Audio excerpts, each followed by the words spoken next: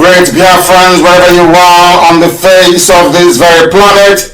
Once again, we welcome you to another live presentation, another address this very evening from this very place, radiating this very gospel of truth and irrepressibility, because we cannot be stopped, because we have been mandated to preach.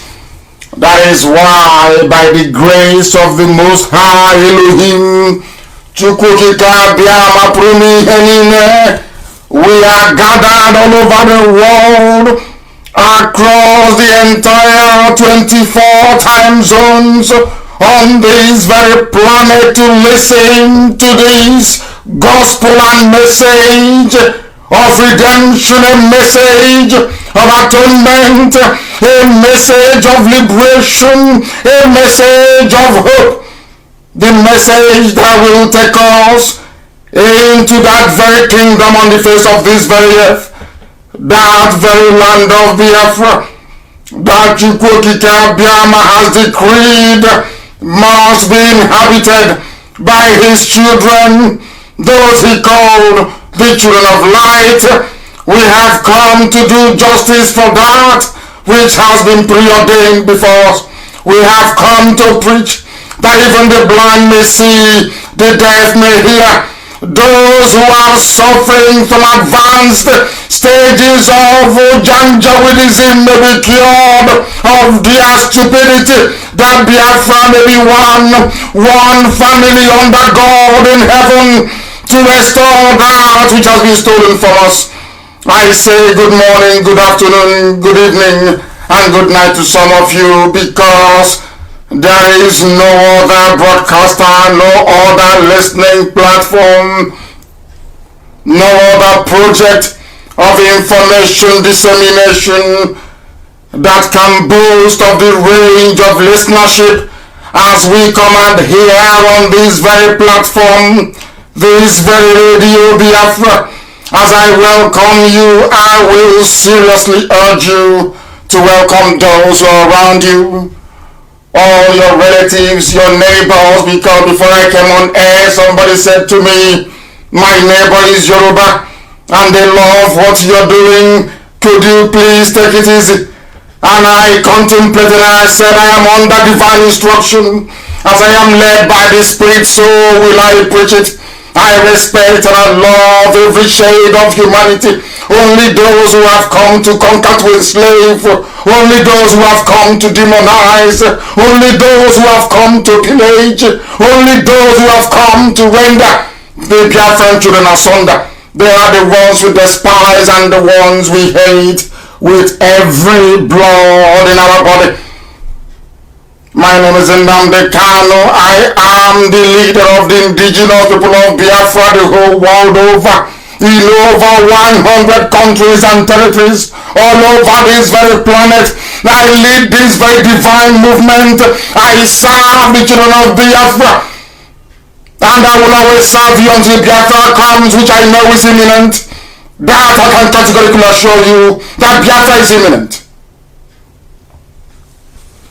I will serve you until the end of my time. We shall not know any corruption. Iniquity shall never be our portion, for Biafra is scrupulously clean in the spirit.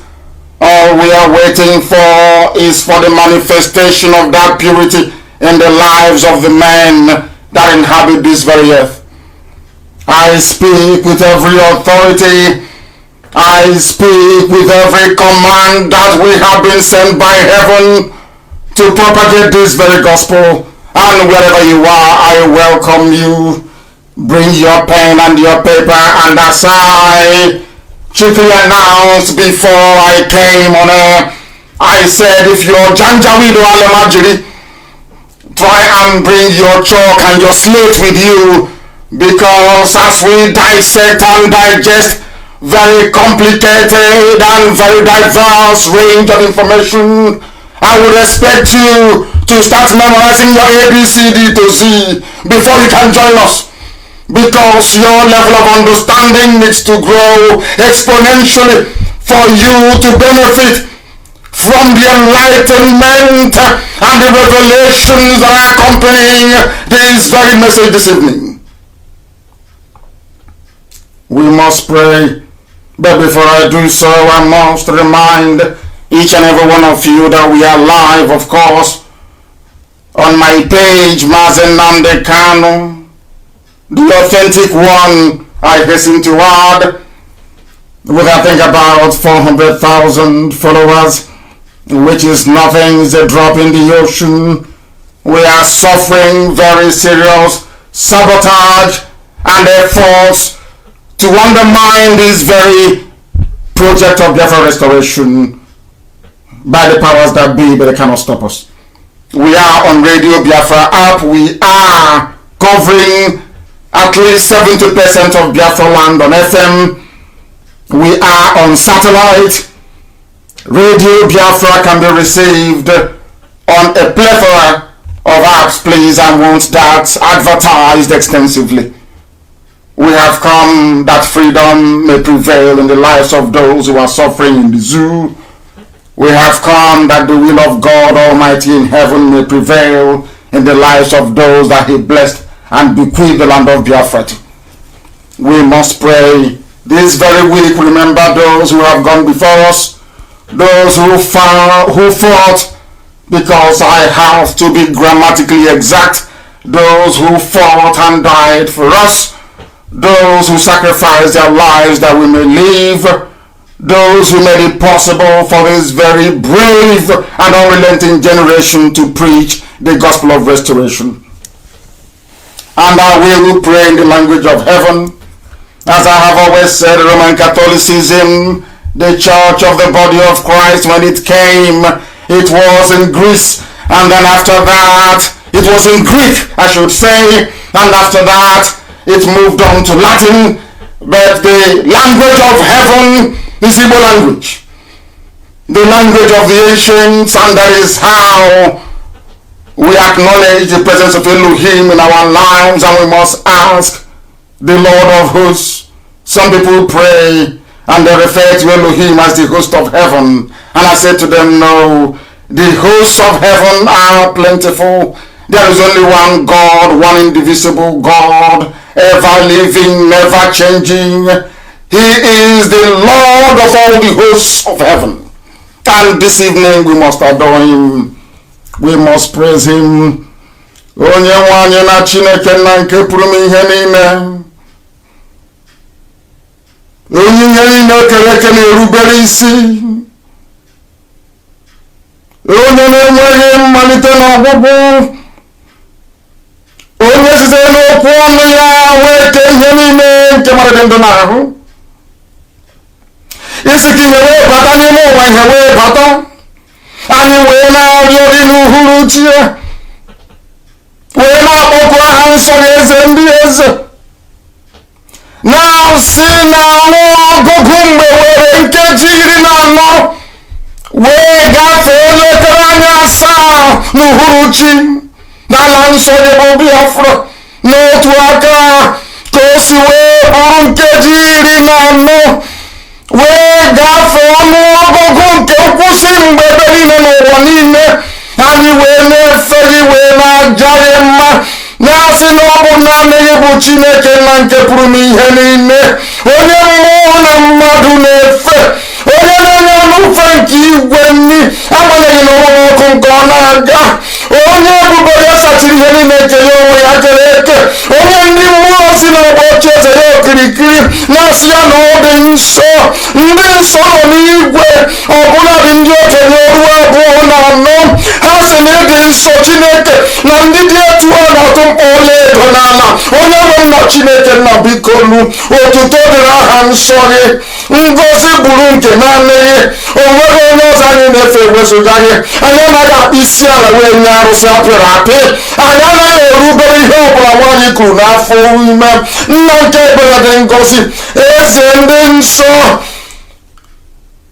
nwanne otu onye, Chineke nna nke ụmụ ogbenye, onye si ebe ikpofu ahịhịa wee kpọlite m ogbenye, wee gọzie anyị n'ụzọ pụrụ iche, wee tee anyị mmanụ, wee bulie mpi anyị elu bụ ụmụ ya bụ ndị IPOB n'ụwa niile, wee kasịcha nke ndị ọbụla, n'ihi na ịhụrụ eziokwu n'ime anyị. Nna nke ebere dị ngọzi, anyị na-asị nna nke igwe, ọ bụ site na amaghị ama, ọ bụrụ site n'ikwu ihe ọnụ, ọ bụ site n'echiche ka anyị onwe anyị na-apụghị ịrọpụta n'ime nke anyị, ọ bụ site n'aka ajọ ihe maọbụ ajọ mmụọ maọbụ ajọ mmadụ, anyị wee na-arịọ onye kachasị ihe niile elu, biko n'ụtụtụ niile na nsọpụrụ niile na ịja mma niile na ịkpụ isi ala niile dịrị aha nsọ gị, onye ka eluigwe maka elu ụwa, site n'ebighị ebi ma ruo n'ebighị ebi ka anyị na-arịọ gị.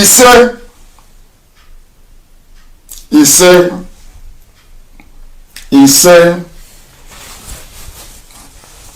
We have called upon Elohim the way the ancients will do, with kola nut and spirit. We must proceed this evening very quickly and without hesitation to preach the gospel that we have been mandated to preach.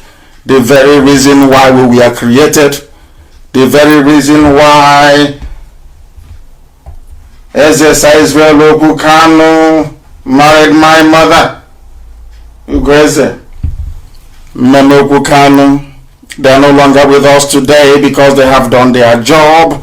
The same way that most of them that fought for us are no longer with us today, they too have done their job. It is now left for we who are in the land of the living to fulfill this very promise, to accomplish this very purpose for which we were born. We are going to preach without prejudice, of course. And I will start this very evening by dissecting the character of an Igbo person and the reason why we are in the mess we are in today. Before I came on air, I saw a very bitter sight that Head Bridge in Onitsha was being fenced off by the Anambra State governor. Ill-advisedly, I must say, because you are fencing off Anambra from your relatives in Ahaba, in Anioma, in Aniocha, as it used to be called. You are fencing off your people from Enugu. You are fencing off your people from Imo. We got to where we are today due to complacency, due to the greed of an Igbo man, due to our selfishness, due to our crippling and debilitating individualism. We are where we are today because of lack of foresightedness, because of our wickedness. That very gate, that very barrier should be built in a mountain. That very barrier should be built at the entrance into Biafra land in Idoma and in Igede. It should be built in Ogoja, not for Anambra State to fence itself in. As I told you, you listen to the Janjaweed, they have given you a new identity. Before we had Anambra and Enugu, there was only one Anambra. What could have happened then? There is need for all the governors to coordinate their effort and treat the entire Biafra land as one unit, not all these sub-units created for us by the Janjaweed from the Sahel. That is something that those who are close to Obiano must advise him. That it is preferable for us to see all the governors working together and securing the entire borders of Biafra land. Because if we stop them in Lower Benue, they cannot come into Anambra. If we stop them in a Wanken, Oshobo cannot allow them to pass through Benin and come into Biafra land. That is called foresightedness to be able to anticipate, to have a reasonable sense of judgment. But they don't see very far. All they are bothered about is to loot. All they are bothered about is to serve their masters, their Janjaweed masters in the north. And the resultant effect is a very warped way of thinking and a badly executed policy.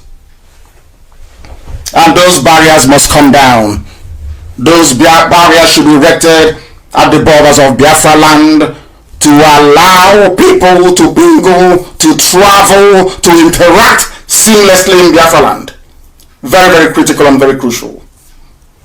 The truth is that Igbo people do not plan or think ahead. Only when it is marriage, when they want to contest for political office, or when they are expecting a container from abroad. I am saying this because I can see the effort that Professor Jofo is making of WIC in America to try to get our people to reason properly.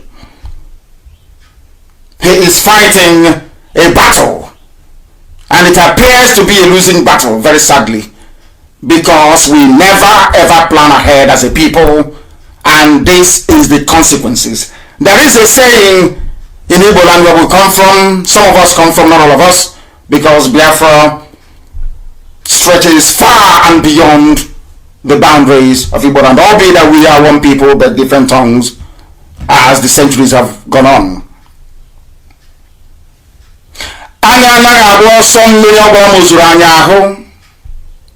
These are the same people that said, if you plan ahead, you avoid every pitfall. The warnings kept coming that a disaster was about to unfold in our land. Every prophet said it. Everybody, if you have a manageable, tangible grasp of history, you should be able to know that what is happening now will inevitably come to pass. We foretold what is going on now. We anticipated it. We announced it to the hearing of the whole world. The entirety of humanity can bear us witness. Prophecy after prophecy, prediction after prediction. What did we do? Nothing. We were more interested in individual survivalism. There is that thing within us. Lack of cooperation. Because those who are piloting the affairs of Biafra are not my relatives. They are not my fathers. They are not my uncles. They are not my children. I have a business in Abuja. I have a business in Kaduna. I live in the USA. I live in Europe. I live in Asia. I live in Lagos. It doesn't concern me. It doesn't bother me. That level of destructive individualism is why we are in the mess we are in today more than any other people. It is down to a very deplorable and ugly trait in an Igbo person. Very, very ugly. And we must expunge it tonight. We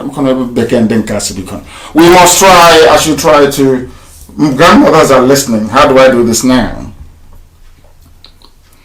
We must try as much as we can to remove this bad behavior from our system.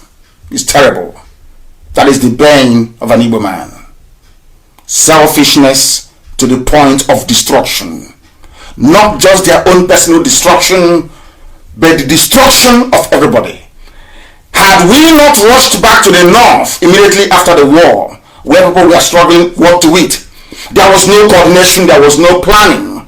Those who are remembering this week, what they fought for, we frittered away more or less. We destroyed everything that they accomplished due to selfishness and individualism of an Igbo man. The same thing that made it impossible after the war for some elders to rise up and go into Ibibio land, go into Ijo land, ask brothers and sisters to reconcile, knowing fully well the plan of the Fulani. It was incumbent upon them immediately after the war, should I say, in 1976, as soon as Ohanese was set up, it was incumbent upon them.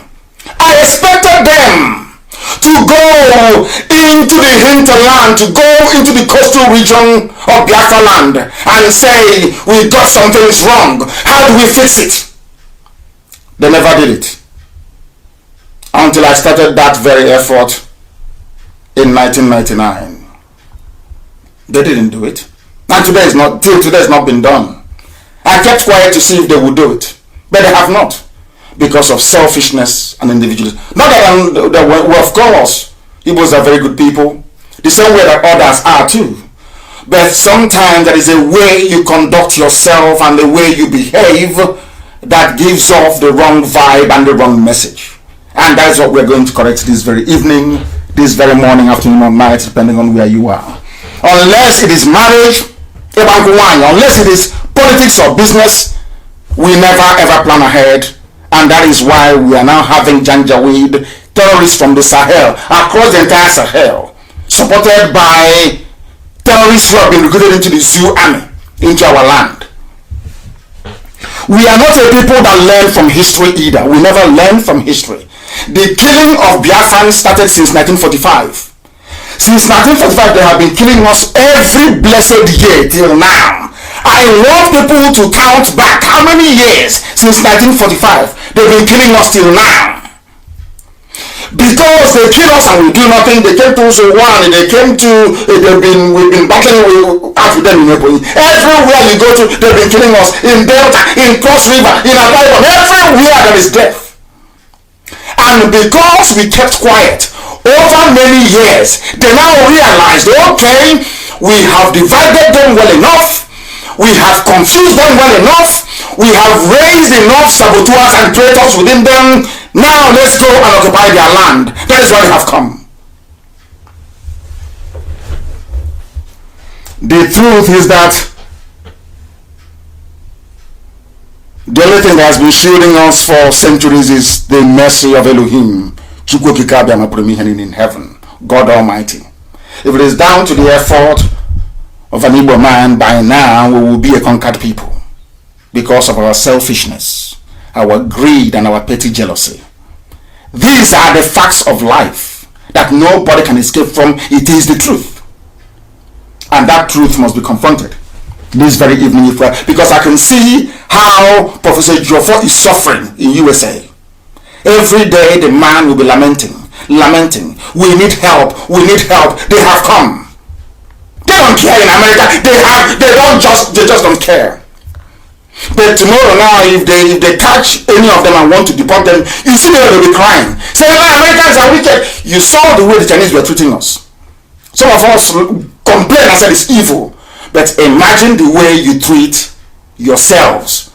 Look at the way those in America that can fund a resistance have just sat on their hands, waiting for everybody to be killed in the village, so they can come back and cut a deal with the Fulani to become the emir to take people's land. That's what they're waiting for. That is the height of greed and the height of wickedness. And you claim you go to church, you go to the temple, you go to synagogue all the time. You go in front of your deity, whatever thing that you're worshiping. And you claim you're an honest person. Every day you bless kola nuts, and you break it and you eat. You don't all that nonsense we talk about. We libate with hot drink. We speak to the human spirit when we pour drink outside during libation. After all of that, our behavior is as rotten as a stinking dustbin. As a stinking dustbin. Because I saw what Obiano was doing today and I felt ashamed of myself. And I said, this is not the great race that Lugard talked about. Is not this chaff. I believe that the real Igbo man died in 1970. Everything you've had ever since is just chaff. Counterfeit. Chaff. Because under Igbo Union, if we had Igbo Union would have seen all of these things before. They would have seen it long time ago and they would have made plans for it. But look at where we are today. Nobody knows. Your so-called leaders are hiding, doing conference call, doing Zoom, or is it Voom? I don't know what they call it. when you require leadership, they are found wanting. But they will be the ones to rise up tomorrow morning and say, oh, we are the leaders. We are the leaders. They don't respect us. Some of you that grew outside Igbo land that don't know the meaning of respect. That is something we that grew up in the village, there's something called Okenye Iberibe. If you don't know, go ask your next door neighbor. Because some of you grew up in Lagos, in Abuja, in Wisconsin. Some of you grew up in Guangzhou, in China. Some of you grew up in the UK. You don't know how we grew up as children. You have no idea about our culture and our way of life. You Okenye Iberibe, nobody will respect you. Nobody. When you speak, people will laugh at you. Children will laugh and will make a mockery of you. Because you're old for nothing. Look at where we are today. Look at the mess we are in today. And how sad it is. How sad it is that Obiano is now erecting a fence on Headbridge. He doesn't know the history of Headbridge. He doesn't know why some people in Anioma are upset. He doesn't know the reason why Achuzia commanded Biafran soldiers and was as ruthless as he was. The same Headbridge. He doesn't know the history of Headbridge, Onitsha. He thinks it's just something you can wake up in the morning and just close it off. Headbridge, Onitsha has symbolism. Because after Murtala Mohammed's second army came into Asaba, Headbridge was blown up to slow the advance of the army. And the fighters and the soldiers we had in Anioma could not cross over the bridge to safety. They were all massacred. Some of this history, we have no idea. When people are upset, sometimes you try and find out why they are angry. I saw a video, a very distressing video, where people, our own flesh and blood in Iguacha, after the war, said that Igbos shouldn't come back to Iguacha. Iguacha is River State, for those who don't know, Port Harcourt. And I was reflecting and wondering, why would this man say this? There's an evil man. After all, some people they have no idea about their history. There's a place in Iguacha called Owadhaolu. There is nowhere in the entire Igbo land that a village takes after a daughter. These were the descendants of a woman taken from Arochukwu to be sold as a slave. And slavery was abolished. And she stayed there. She was the only daughter. All of her siblings were sold as slaves. We sold them. That is part of the reason why God is angry with us. If you go to some places in Biafra land, they will tell you, we don't want anything to do with Arochukwu people. They will tell you that. You don't know the reason why. Because of slavery. Because of slavery, if you don't know, let me tell you. Some people despised it. This family was taken, everybody was sold, remaining one daughter, and slavery was abolished. That village became Owadhaolu, the children of the only surviving daughter. The only place in the entire length and breadth of Igbo land where people are named after a woman. You ask yourself, why are people angry and upset with you? Why? Because of this same thing that is happening to us now. Selfishness and individualism. We were in Iguacha. Those that came from old Anambra will take those that come from Anambra and take care of them. Those from Imo will do the same all over the place. We never encouraged our own people who are in Ikwere, who are our flesh and blood, taken as slaves. Go and ask them if you know history, you know what I'm talking about. Most of the settlements in Ikwere land are slaves who were there and slavery was abolished. If you don't know, let me tell you. Go and check your history very well. The white man came and had slave merchants across the coast who started selling people. Igbo people started to sell their own people. Before the white man came from Europe, we were selling to the Jukuns.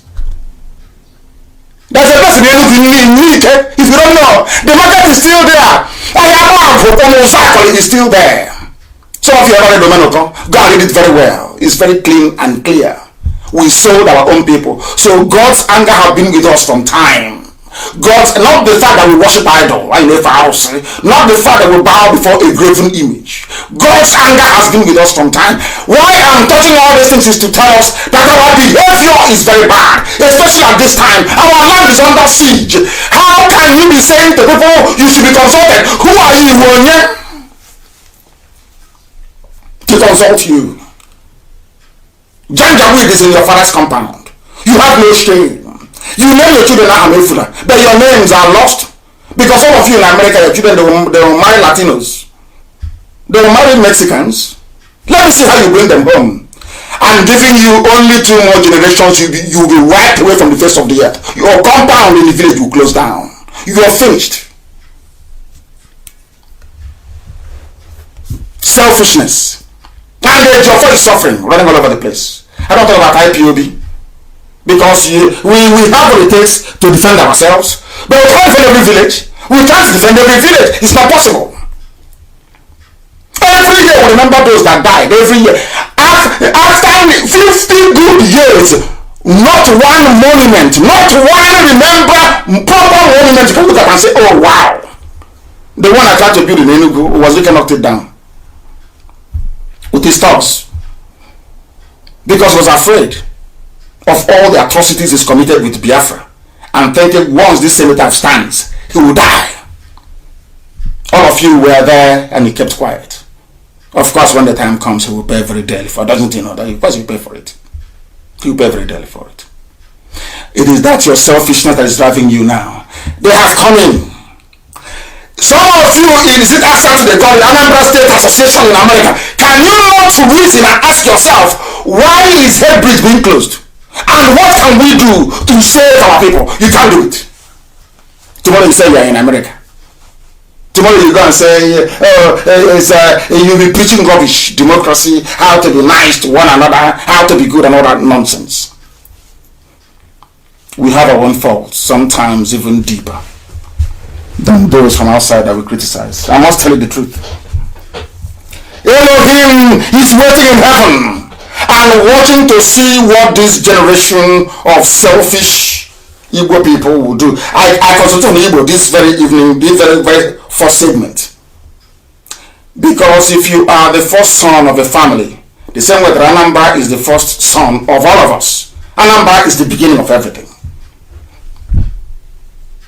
It is their responsibility and duty to rise up and to say, from the likes of Adama of Ngri, these are the kingmakers, men of honor and integrity. Men of honor and integrity. These are the men that I respect. They have no respect for others, but I respect the Adama, I respect him.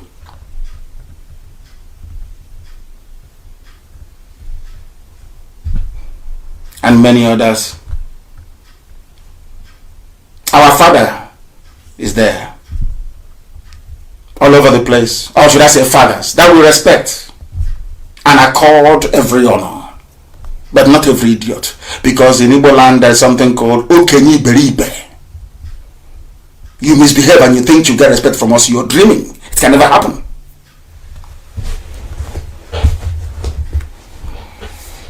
People are not cooperating. The same thing happened in Africa. That was why only 5,000 men took over the whole of Africa. The same thing that is happening to us today. The same way the Janjaweed, the same thing that is happening to us now was the reason why the Fulanis found it very easy to divide and conquer the Hausa people. There is a very slight history I'll give to you later on, so you'll understand it very well. We had a whole year to plan the war in 1967. They killed us after the coup in 1966. They massacred everybody.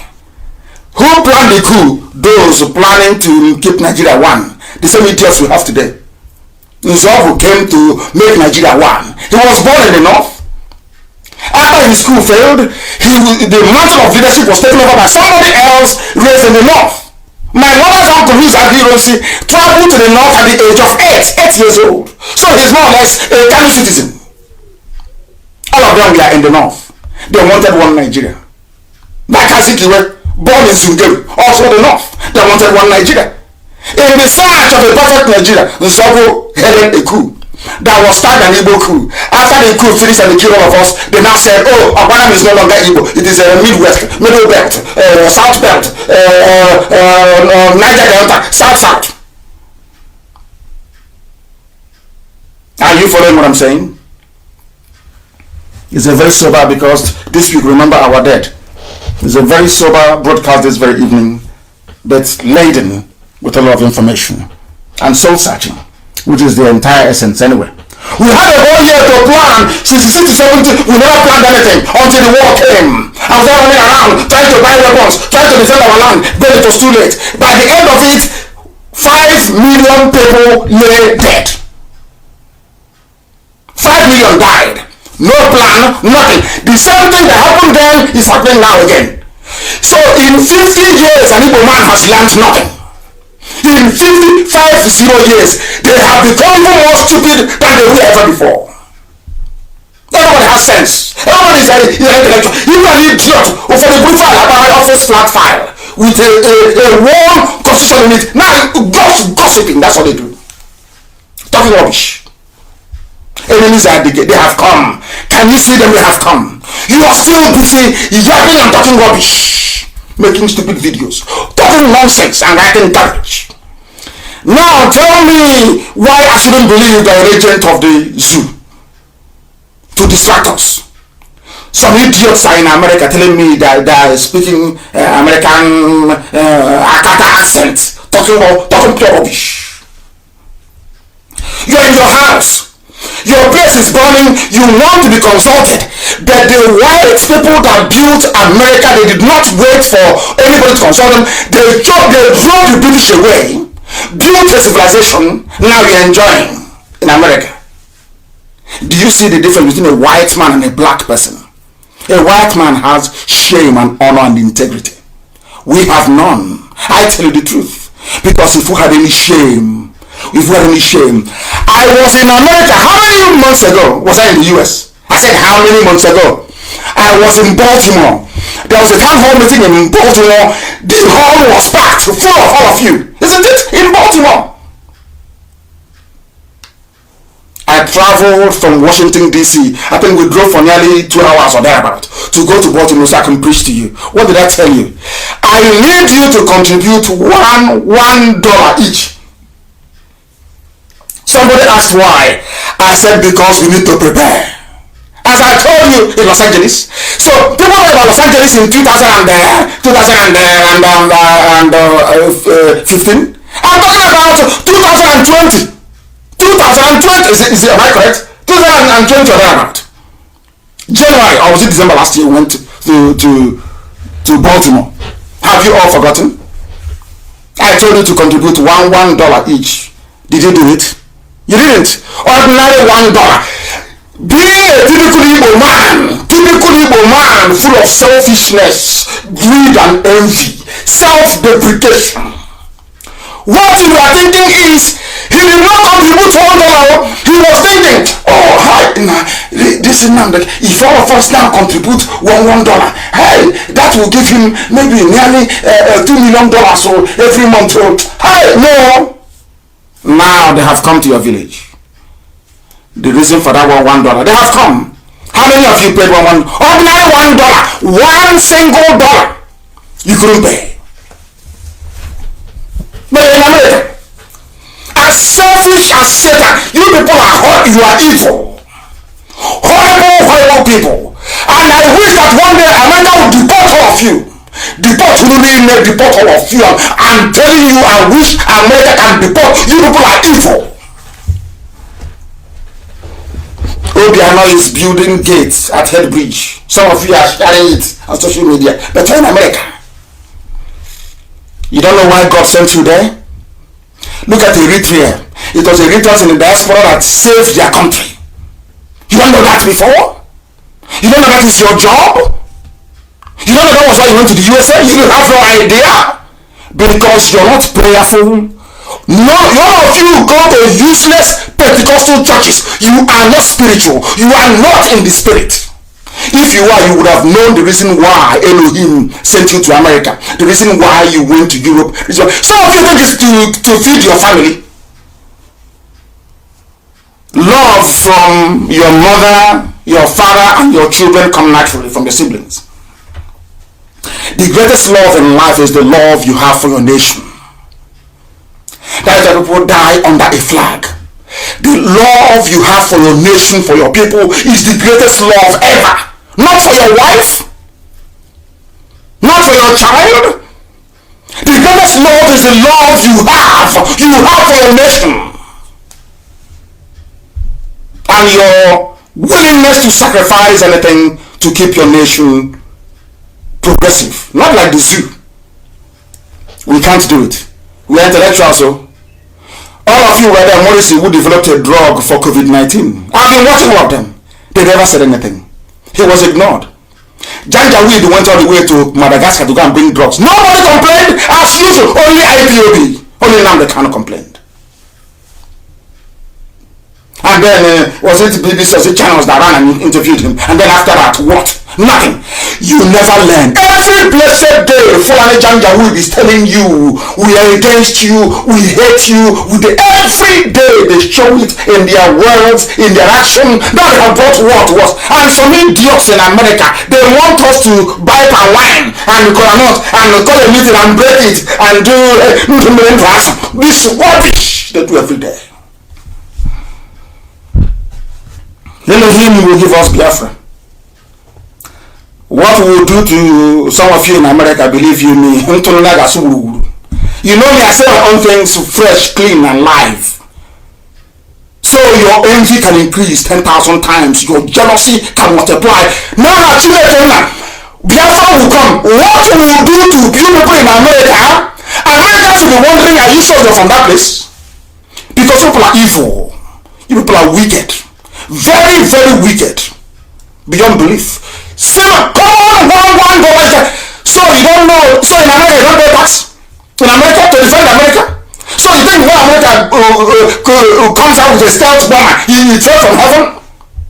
You don't know these years of research and development. You're not aware of that.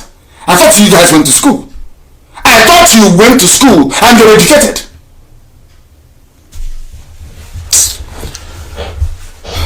67, the same thing happened. We lost 5 million dead in the year 2020. We are still making this. Hey, after 50 years, the same. Look at what talking rubbish. Talking about true federalism. Are you people mad? Are you insane? Are you insane? Are your brain cells not working? Let me see the idiot that will come out to say they're contesting. Check up on Hawk. Then you bring out money to buy rice and Indomie. Now, those people that you want to convince to vote for you, their lives are under threat. Instead of you to rise up and defend your land, some of you are busy giving our land to Fulani. And I was told one idiot from Obunike, we will get hold of you. Check up on Hawk. They say he's their PG in Obunike. They are selling our land. Do you know there is a native doctor, Fulani native doctor in Obunike? I have his name, I have his video, I have it. Fulani native doctor. That the dead Obunike Igwe, they connived and gave our land, the land of Biafra, to Fulani. There is another idiot in Opa, using a registered business to be buying land from people to give to Fulani. These are Igbo men, answering Igbo names in Abuja and in Lagos, going and doing bring coconut. Let's pray on top of it. They don't know the meaning of it. Let's pray on top of coconut and break it and eat. They're selling our land to Fulani. Defend that land, will not defend it. Every time, every 4 years they come, vote for us, so. Or the Janjaweed will make them governor anyway. I think that's what's going to happen from now onwards. Do whatever nonsense you like. They wait for you in Abuja and choose whoever they like. Kopos Adema is giving our land to Fulani elementary schools. There are some things that I wonder what our ancestors will be thinking or feeling right now, to be honest with you. I don't know, to be honest. It's very, very shameful. Very shameful. For us, it is always, what will I gain? Usually. What is my gain? To serve your people, you're asking, what am I going to gain? What is going to be my gain if I go into this thing? Typically, Igbo man. Igbo man is worst. I going to gain? And I said in 2009, I said to those of them in the north, one day they will kill you. You see all those properties you are creating in the north, it is gone. Because once they take over Biafra land, they will cut off your escape route. You are finished. Fulani despises you to the bone. Doubly so because Nzogu killed Ahmadu Bello, their Sadwan, their scion, the firstborn of their people. A direct descendant of Otman Donfodio. You think they'll forgive you? You are mad, you're insane, because you don't know history. You don't know anything. You will wonder why family they hate you as much as they do. Because Nzogu killed the Sadwan of Sokoto, Ahmadu Bello. Shot the idiot dead. He was you can define ethnic bigotry. Ahmadu Bello's story was out of this world. And Nzogu was trying to save Nigeria. He wants you to go back. He was trying to save Nigeria. And look at Claudia. Those trying to save Nigeria, look at now Nigeria has, the zoo has come in to swallow us. And somebody is in America waiting to be consulted. This thing you people are doing, I wasn't consulted. Elohim, please give us Biafra. So we can set an example with those in America that the world may know. You know, the watch cowboy movies and they think, oh, you can't stop me from coming to Biafra land. You cannot. It's my father's land. Elohim, please give us Biafra. We'll show those stingy bastards where they belong. Mad people everywhere. It's only people. You cannot go and learn from Eritrea. You cannot go and learn from South Sudan. You cannot go and learn from East Timorese. You cannot learn from Kosovo. You cannot learn from Albania. You never learn nothing in America. Just make money. Every 4 years you come home. Oh, unbelievable. We must continue. They said there was Ricky squandered the goodwill of people because he was engaged in fraud when he was doing Biafra. But we are not all the same. I know that IPOB, we've come a long way. We are fighting for our freedom at the most difficult time in our history, when there is no trust and no belief. The little trust that was left was Ricky with his criminality squandered, smashed everything into the ground. So if you're asking our people to help me, it's very difficult. No matter how rich I am I going to be able to buy a tank? Can I buy an anti-tank missile? Can I, as one person, buy it? The answer is no. It's a collective effort. Everybody must come together. It is a collective effort. We must defend our land. This is not the time to be hiding and speaking. You can see the front. They carry their own AK-47 in the open. They carry assault rifles in the open. It's not hidden. So what are you telling me? Let's talk under the table. What are you talking under the table? They are in our villages with guns. Can't you see? Are you blind? Are you people blind in America? Are you that blind? You want me to beg you to speak nicely to you before you can rise up to defend your land? Are you not foolish?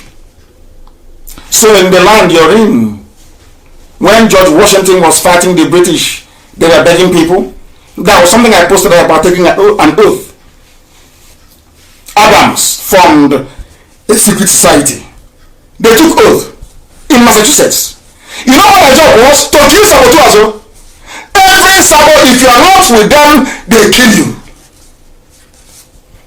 That America you're enjoying it, that Massachusetts you're in now, driving your Lincoln Navigator, your big Jeep. That was how they managed to get rid of the enemy and build a civilization that the whole world is proud of. But you're in America, you learn nothing. This week, remember those who sacrificed their lives that we may live. There will be no movement on the 30th of May until at least 12 noon. There will be a candlelight procession. There will be fasting and prayers. We are going to read from Psalm 1 to Psalm 150.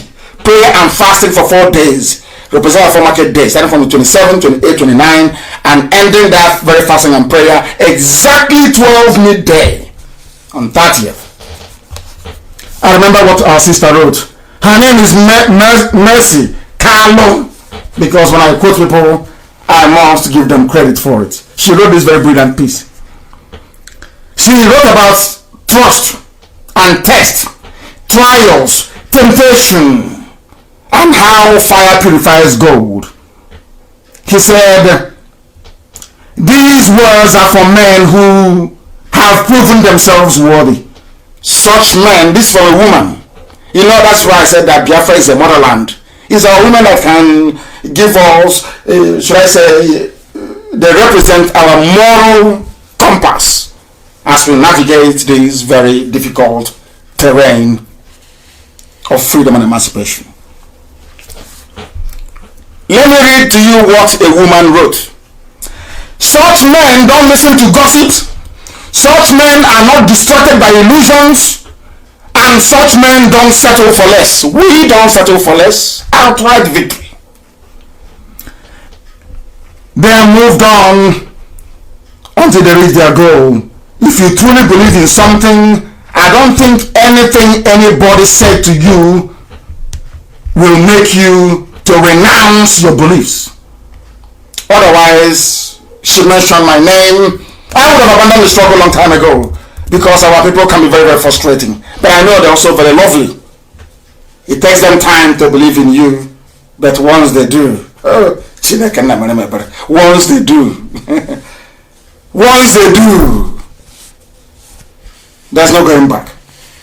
So in a way, it's also an advantage. Maybe Americans are testing us to see how strong we are.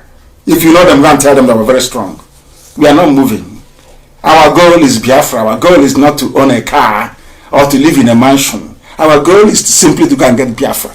And then after that, I'll retire and go and see if enjoyment is possible, because I have suffered enough. I'm telling you. You can never see a Christian or a Muslim renouncing their membership of their faith. Even if you insult Muslims or Christians, it makes them to become harder in their belief. If you kill Christians, you get many more converts. It's only in our own that people don't know that Biafra is a religion. The more you persecute us, the more hardcore we become. The more hardened that our core becomes. It's only the flimsy ones. After 2-3 days, they run away. Oh, they give a season. Oh, I was insulted. I don't like the way they insult you. But I imagine it's killing you. They're in your village. And you're still championing one Nigeria. You say somebody insulted you, and because of that, you can't do Biafra anymore. But I imagine it's in your village. They've been killing you since 1945. And you're still in Nigeria. They were killing. St. Peter was crucified upside down in Rome. So we are thrown into drums of boiling oil, cauldron of oil in Rome, where you have St. Peter's Basilica. Peter was crucified in Rome. Did that stop you from attending Roman Catholic Church? I'm just asking. You claim you were insulted. Peter was killed. Yeshua was killed. People were persecuted. It didn't stop them. It didn't stop them. Can't be giving all these flimsy, useless, foolish excuses all the time. Before COVID-19, I was begging in America. $1 each, they said no. $1. They said no. In that account in America, do you know what they have contributed to now? $37,000 only. You know me, I don't hide anything. $37,000, that's what's in the account. But if you hear, hey, they are collecting money. They got the, hey, they got the money, oh, they are rich, oh, they have money. Only that, for how many months now? And the money is still there. Can that, how many rocket launchers can that buy you? Because you know, once we defeat them on the ground, the next thing we see Alamajiri do, they will take to aircraft. Britain will give them aircraft to come and start bombing us. You don't know that? That we need missiles that can bring down aircrafts. Don't you know that? You don't know that's what they're going to do? Do you know when they come to my house on the 14th of September, Nigerian army came with 2 bombers, jet bomber 2 attack helicopters, and a squadron that to attack my home. A civilian, I had nothing, not even catapult. They came to, what they wanted to do is let my men kill any of them. They were bombed my village. Exactly what Obasanjo did to Odi. That's what I wanted to do in my village. You don't know that? So you don't know? That any contingency you're making has to include making sure that we neutralize Nigeria's air power. You don't know that? You don't know they will bomb places? You don't know?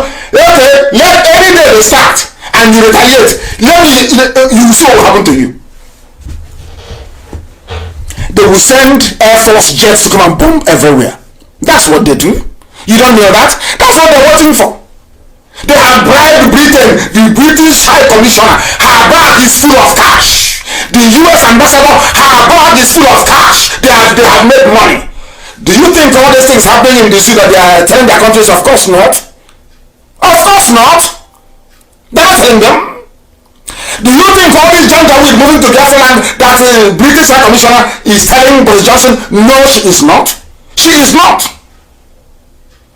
Do you think those in Australia are telling their people? Of course not. There was a few skirmish header and they're fighting for access to water to feed their cattle. Let's see what we can do to make sure that they go into mechanized farming. That's what they're telling them. Oh, some of you, so some of you actually think that the British High Commissioner in Abuja has written a dispatch to London to say that terrorists are moving to the south. Is that what you think? Hey, people are dreaming. We are on our own. We are on our own. A government cannot act unless they get the intel on the ground. Is Trump going to trust me or trust his ambassador in Nigeria? I'm asking you a simple question. I'm not an American. Is Trump going to trust me or trust his ambassador in Nigeria? You know the answer to that. And that ambassador is saying, oh, there's nothing wrong. It's just a bit of COVID-19 here and there. They're just moving south. They're not down warning. Everything is okay. And then they are coming to kill us. And they have bribed every media in the world. They have why is somebody calling? This is not well, you know. Why is somebody calling by this time? Unbelievable. He's not even listening. He's just calling. Want to talk on the air. Just imagine.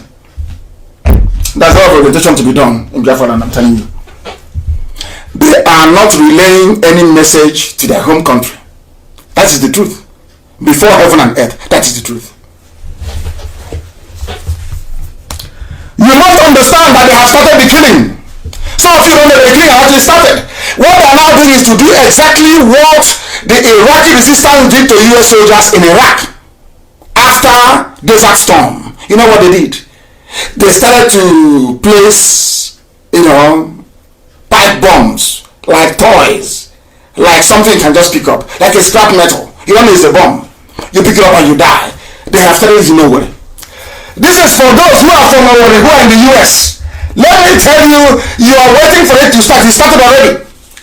Bomb exploded and killed 3 people in Imo State. Are you listening? They are testing things out because their boy is in Imo. Hope Uzodema is there to protect them. You people don't know what is going on. 3 middle-aged men identified as Elvis Okabo, Kassim Obiuzoma, Joseph Adriana. They have all met their untimely death in Imo State. The sad incident occurred as a result of a bomb explosion in a Eziosu community in Ugu, the government area of Imo State. Confirming the incident, in case you say it was fabricated, confirming the incident, the police public relations officer, Superintendent Orlando Kechukwu, said the incident occurred on Thursday at about 2 p.m. when members of the community suddenly heard a loud explosion. They rushed to the scene only to discover 3 lifeless bodies of the victims lying dead on the ground. That's the day have come. This is what Mujahideen, this is what they do. It's called an improvised explosive device. That's what they use. They drop it by a street corner. You come there, children will pick it up and they will die. And you have people in America that could have helped. And they have decided not to help. They have decided not to help. What the same thing we did was how we sold our own people to Arabs first and then to white people. That was why God cursed black people in Africa. You don't know that? You don't know. So some of you don't know that our wickedness is dear me, unbelievable. Unbelievable levels of wickedness and atrocities. Unbelievable. This black. Look at USA after the war. They sent money to Germany to rebuild Germany. They gave money to Japan to rebuild Japan. These are white people. They fought war with Germany, but America, under the Marshall Plan, after the war, gave money to Germany to rebuild Germany. white Europeans. Do you see why God loves them? Do you see why God keeps? Do you see why they are blessed? How about the blacks? We lost the war courtesy of Britain. Instead of them to say, oh, let's rehabilitate this after the war as there's something called chivalry, they decided not to abandon that very code. Ask any grown-up, of course, the ones who are learned, they will tell you what chivalry means. They said no victor, no vanquish, no this, no that, and no that. You know what they did? I know, even the one, you know that verse in the Bible where Jesus took money from those that don't have and gave to those who already. That's what they did after the war. The little we had in Germany after the Second World War in Germany, everywhere was rebuilt with American money. They destroyed our land. The thing that gives money to the zoo, Nigeria, comes from our land. They now came, they open your mother's purse or your grandmother's purse in the bank and take whatever is left there. And some people wake up in the morning and say they are Nigerians. Unbelievable. Things are happening if you don't know. Things are happening everywhere. There was a news that broke this evening before we came on air. There is a group now accusing the Janjaweed, the Fulani, Alamajiri, that they are the ones aiding jihadist genocide going on as we are occupied with Biafra land. People don't know what's happening in Kaduna. In Kaduna there is wholesale slaughter. In Kaduna Christians are being massacred and decimated as we speak. Are you aware of that? No, you are doing one Nigeria. You are fighting for APC and one Nigeria. Christians in southern Kaduna are finished. They have the news broke this evening. Let me tell you the people that announced it. It is the Southeast-based Coalition of Human Rights and Democracy Organization, SBCHRO. They said they have alerted the world, including Western democracies where people have human feelings. You know, no matter how bad a white man is, at the end of the day, at least they have a little bit of feelings. Unlike blacks. What they are saying is that they have told the world that indigenous Christian communities, Hausa Christian communities in southern Kaduna, in 7 local government councils, hey, they are being slaughtered. People are dying in Kaduna. People are being slaughtered in Kaduna like chicken. They have alerted the world because you don't have a country. There is no country. Nothing is happening. This is what those in America are praying for. You know that land they are eyeing in the village. Some of them want a piece of land in the village. They are eyeing it. They are now waiting and saying, oh, have the killing started? He's in Minnesota, asking, oh, has the killing started in Ohio? I want to let me know when it started. That farm belonging to Mr. Okereke's wife. Let me see if she's dead, so I can come back and claim it because it's in the family. A black man in America, a black man, an Igbo man in America, is praying that the Fulanis will come and kill us, so he will come back and claim the land belonging to the uncle's wife. Unbelievable. Unbelievable. Some of you don't know what is happening. Go into our towns and our villages and see what is going on. Go to Oka and have a look. Our land is gone. What you are now seeing in our land is round moth of Fulani, round mud house, thatch house.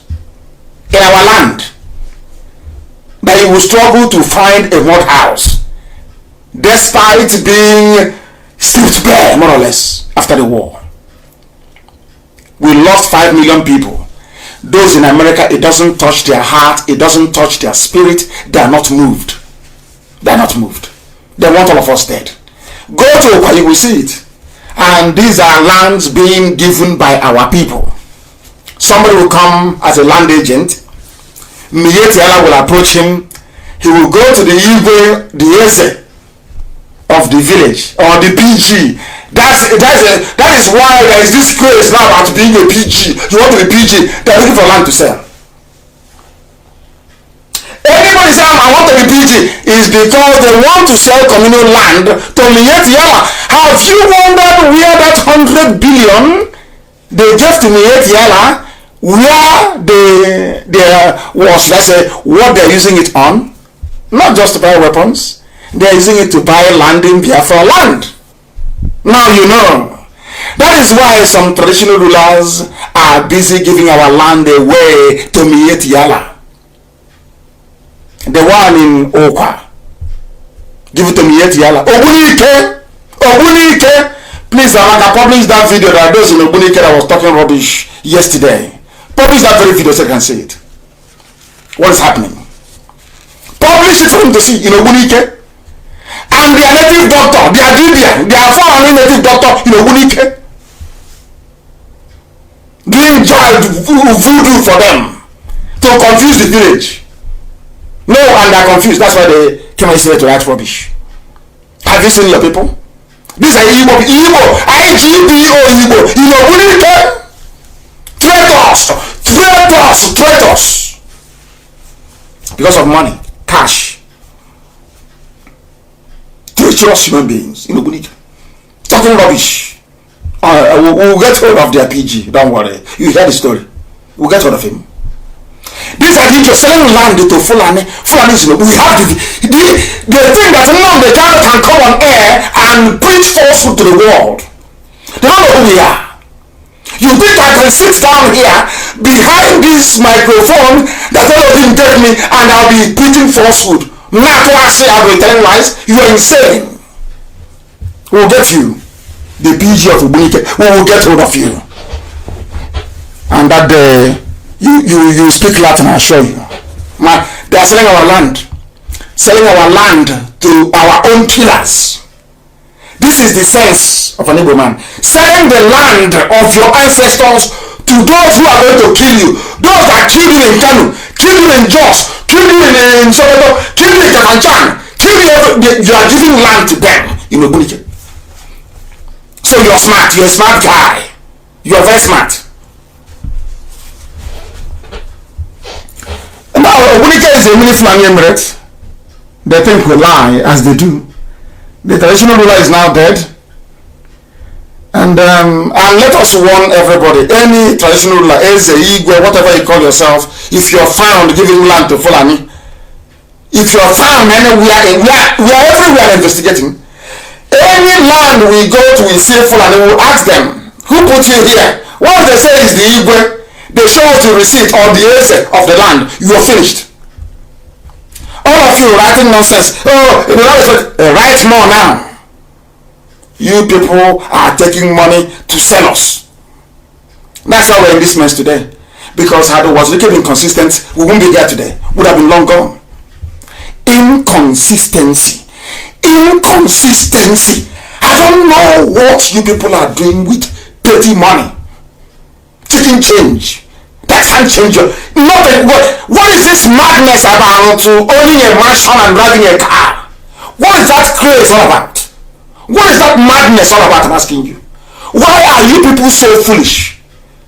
Transient things that are meaningless. A car and mansion. You want to have title. Because of that, you betray your nation. You betray your people. Unbelievable. Obunike is in council are denying that Obunike is no longer Fulani land, but it is. So they think that I can lie to them. The PG is in trouble of Obunike. These are criminals. They think they're smart. They want to bring their Lagos and Abuja 419 into Biafra land. You know, doing their mago, they sell the land. I have the video, and I can show them the video of Obunike. Them and their useless Fulani friends, Miyetti Allah, Iraqs. Because Omeretonache has her own in Asarok. I think Miyetti Allah have now even recruited people asking Igbo names, going on Facebook and talking rubbish. Show them the video of Obunike. Mad people. Did you see the chick, the effrontery after stealing they catch you as a criminal? The Obunike is in council. You catch them red-handed, selling land to Fulani. They still have the face They still have the face to come up writing rubbish. That's a lie. They don't know have the video. Do I look like somebody who make an allegation without evidence?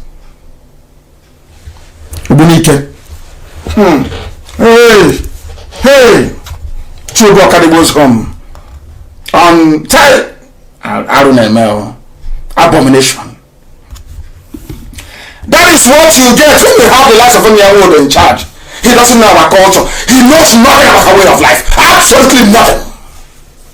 People are selling land to Fulani because they're all compromised. All of them are compromised. All of them.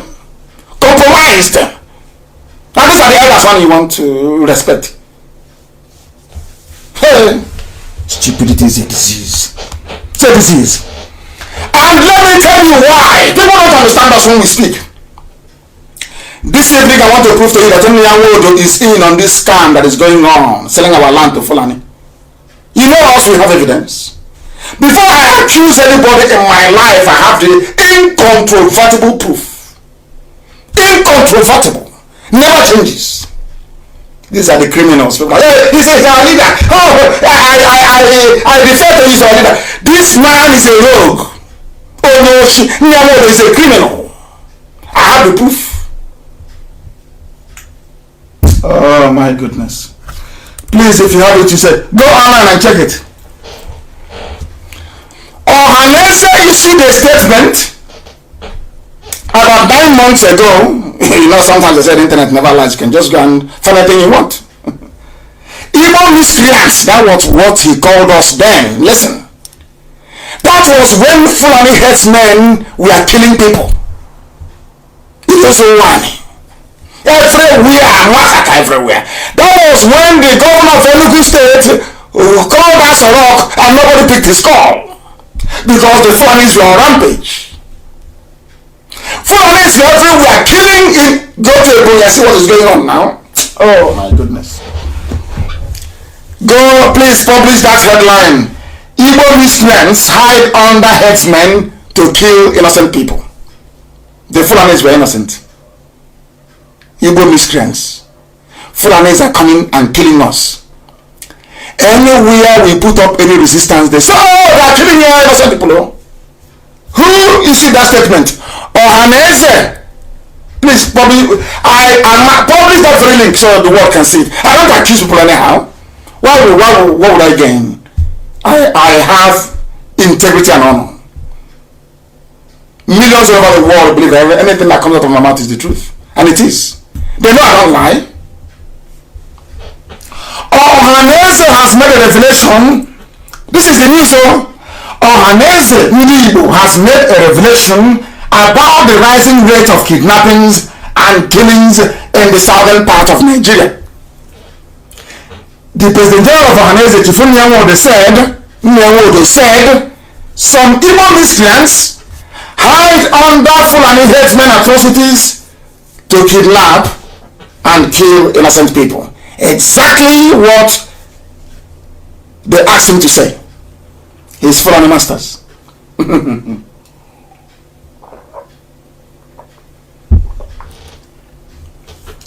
Listen, I say if I push you, I'll show you where to follow. Everything I tell you is the truth. The same Onyawodo. Word, however, urged the traditional rulers, number one, town unions, number two, and local vigilantes to fish the miscreants out and hand them over to law enforcement agencies. Not to fish out the Fulanis who are doing the killings and the raping of our women, which, of course, Dave Umahi, the governor of Ebonyi State, confirmed. Dave Umahi said that they raped a woman and killed a woman in Ebonyi State. So Onyawodo is telling us that we are the ones raping our mothers and killing them in the farm? Hey! Now you see why? Now do you see why? Do you now understand why we are angry? Why we cannot respect people who are working with our enemies secretly to come? They come, you see them in the open, you think they are normal. Hey, we don't like this happening. We want to restructure. Rubbish. They are their slaves. They are their slaves. You've heard it. Is there? It's online. He issued a statement. We are the miscreants, and the Fulani headsmen who are in our land are the saints. They are Saint Michael, Saint Gabriel, Saint Yusuf. They are now in our land, killing us. And instead of Nwodo to call a meeting to say what do we do to defend our land, Nwodo said it is IPOB that is doing the killing. Oh dear. Our hands are clean and we are proving it. They now want a letter. This one is an asset. What's the name? Association of Southeast Town Unions. The same group of people. ASETU. I don't know how God is punishing us. Why are you doing this to us? They wrote a letter. I'm going to read the letter. I have another letter to read. The main topic this evening. From Pandef to Abuja. I'll read it. Analyze it for you. This is a letter from the Association of Southeast Town. The worst world is calling upon to fight IPOB instead of Fulani headsmen. I'll read it for you. They are writing to United Nations from Enugu. There is a lot of garage in Enugu writing to UN in New York in the middle of pandemic. I want to read the letter for you. United Nations Secretary General, UN Secretary to New York, USA. The President, they wrote also, they copied in Trump, two of them. Special Advisor on the UN on the prevention of genocide. Now they know there's genocide though. On the prevention of genocide, UN. Everybody was copied in. What is the main heading of the letter? Ethnic cleansing and land grabbing agenda in eastern Nigeria. And who are the people to blame? I'll read it for you very quickly. It has come to our attention that able-bodied young men from northern Nigeria are being smuggled into the southeast and eastern part of the country in droves. This is in spite of the nationwide lockdown and all the rest of it. And they are coming from the north. So it's not IPOB as a would wanted to make them believe. I'm not writing a letter to UN. Do you know what I find very bizarre about the lack of trust and cooperation within our people is this? You are writing to an organization that is in America, UN, and Trump. Ask yourself, as they will do, in the Western world, when you want to go and register a charity, I'm sure even in the zoo, when you want to register a company or a charity, they will ask you, in the Western world, are there people doing exactly what you intend to do? If the answer to that question is yes, then they'll ask you to go and join those people. These people writing this, they know they have World Igbo Congress in America that is actually registered with ECOSOC at the UN. The same people that UNPO registered with in order to represent Bim Masop was the latest fraud he was walking about with. WIC is there already. But instead of going through WIC, there is an Igbo organization in America, they wrote it on their own. We want to do our own thing as well. Do you see the problem that we have as a people? Is it clear now to everybody? Do you see the problem that we have? Instead of writing to WIC, please, World Igbo Congress, what do we do? We have this one. Can we synergize? Can we cooperate? How can we do this together? No, everybody wants his name to be heard. They want to do their own. Who's ASETU now? Do you think that UN will? Who's ASETU? What's it supposed to mean? The letter did not come from Ohaneze. It came from ASETU. What is ASETU? I ask you. It means nothing. But your children are there in America under the leadership of a man that is working. There's only one I've seen actually who's in WIC that has common sense, working for his people. They could have telephoned Professor Geoffrey to say, Professor Geoffrey, we have this letter. Help us. Let us coordinate everything. So they know we are speaking with one voice. But no, this one will write from Enugu, this one will write from Oka, the one will write from Igbocha, one will write from Ekom, one will write from Obudu, Cattle Ranch.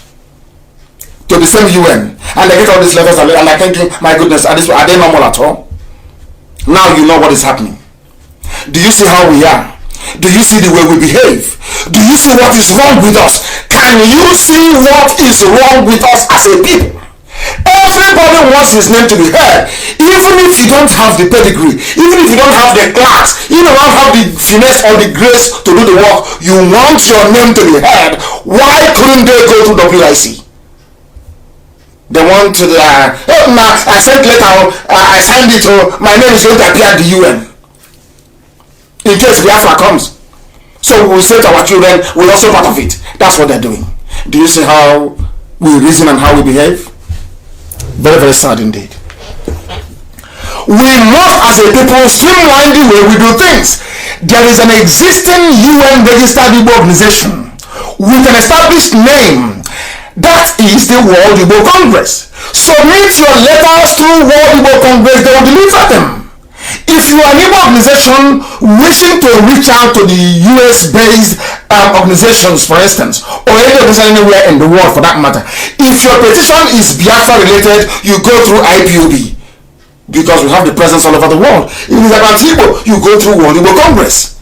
What is wrong with our people? Why all this duplicity? Why all this, multiplicity of organizations? For what reason?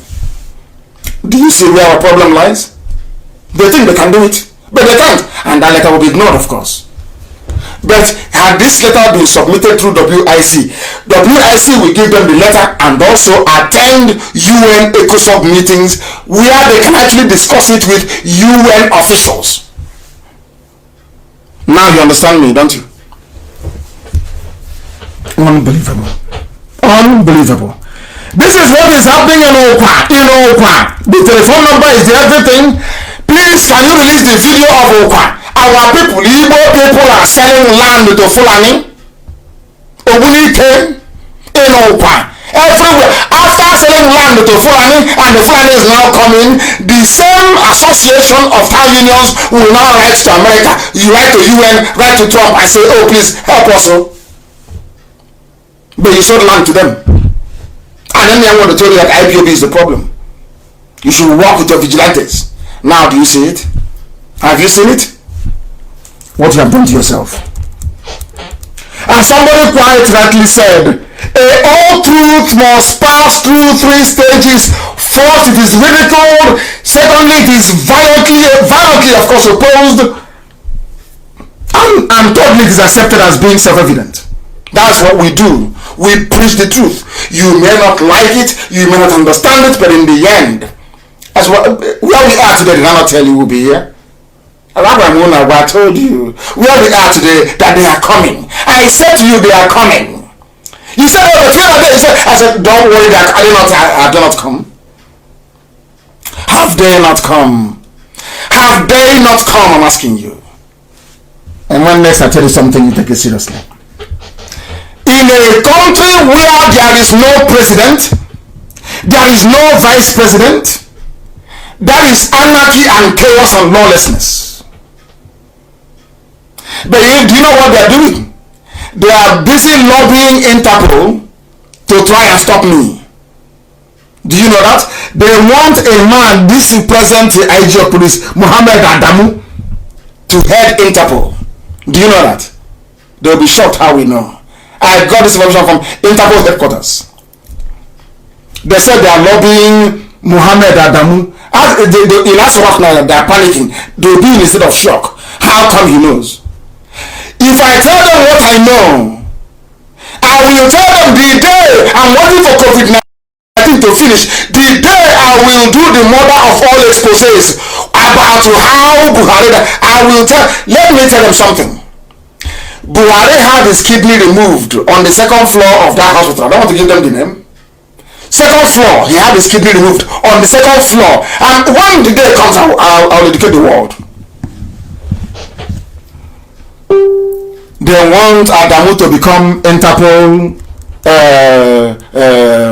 head, so they can fight IPOB. This is how strong we are. Obunike, you see how strong we are. Not Obunike people, please. Your PG, that is a thief. Your PG is a rogue. With your dead Igwe. Your dead Igwe is a traitor. He's a criminal. He's a rogue. The Igwe of Obunike is a criminal. He's an armed robber. And he's PG. And we'll deal with them. The PG, of course.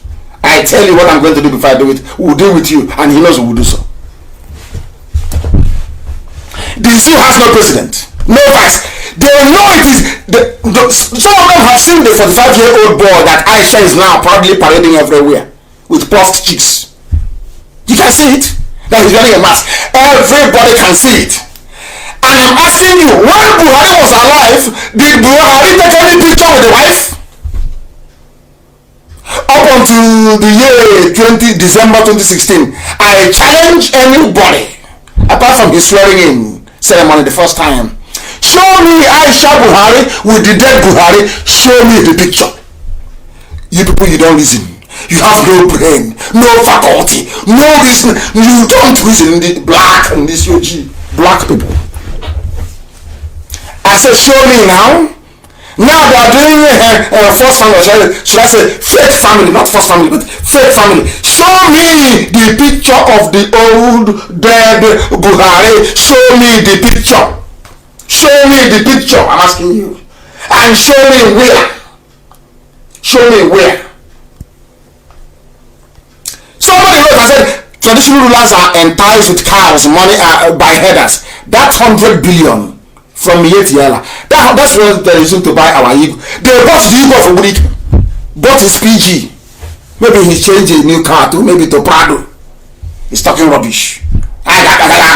You're a thief. You think Nnamdi Kanu can be preaching to the whole world and preaching falsehood? Is that what you think? When I came on air, when they did the first broadcast, I told you that Abba Kyari was in Havana in Cuba. And I told that Abba Kyari was brain dead. They put him on a life support machine. Every day they switch off the life support machine, he's dead. I told you live on air before they announced his death. I told you also, you don't listen. I told Alamaji that thing in Asorok will never speak. That's what I told you. Didn't I say it live on air? I said he will never speak. She said, but why? I said, I know that thing there is not even Jubril. Jubril is in Havana. As Abba Kyari was living, the only thing that was in his, give me Jubril. They gave him Jubril. He took to Cuba. Didn't I tell you? Did I not tell you? I said live on air on this platform, this God-given platform, that thing in Asorok will never speak. That's what I said. Has he spoken? Has he spoken? Forget all the razzmatazz, the Photoshop pictures. Has he spoken? They said he will speak, and I went to my Facebook page and I told them, I am waiting. Let him talk. They quickly cancelled it. So you have forgotten. You don't know how powerful we are, do you? I challenge them, I goad them, I challenge them to make mistake. You know that's what we do? We push them, or we keep pushing until they keep because of IPOB. Now Aisha is not taking picture with a Buhari. They claim Aisha Buhari before 2016. Show me your public pictures with your dead husband. Bring it out. Let us see. There is none. Do you see how we roll? I told Zoo that Elohim will break you into pieces for the sake of IPOB. I said for the sake of IPOB, God will destroy Nigeria. For the simple, do you know why? Because we hold the key. According to the key of David, the 7 senses of David, there is a way you ask God for something. You're holding God. He will do that thing for you. David had the secret, and so do I. Elohim said he will pay a very huge price. I said I will pay anything. He said I will give you Biafra, but I will, in front of your eyes, I will destroy Nigeria. I will make Nigeria hollow. That's what Elohim is doing. For our sake. Because God in heaven knows that our heart is clear. Nobody loves our people more than the way we do. Nobody does. We do what we do because we love our people. Nothing more, nothing less. I don't want to be president of anything. I don't want any contract. I need nothing from anybody. I mean absolutely nothing. Let Biafra come and I retire. Nothing. I said nothing. I don't want anything. I don't want your mansion. I don't need your car. I need nothing from you. But to do the will of God. That's all. But yet they don't understand it. If I want to sell this movement, I would have sold it in DSS custody. In Kuje they came and I said no. When I came out, they came and I said no. Is it now that I'm going to betray you? It's not. You know it's not possible. My father and my mother, they're in heaven watching. And you think I will abandon Biafra? When my mom and my father are in heaven watching. Hey, please now. Please, give me a break. Where is Buratai? You know, I'm directing this analysis this evening to Obuni people that wrote rubbish. I believe in free speech.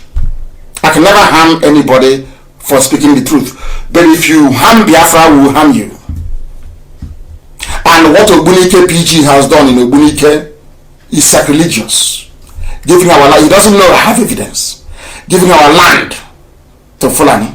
In Okwa. The same thing in Okwa they are doing.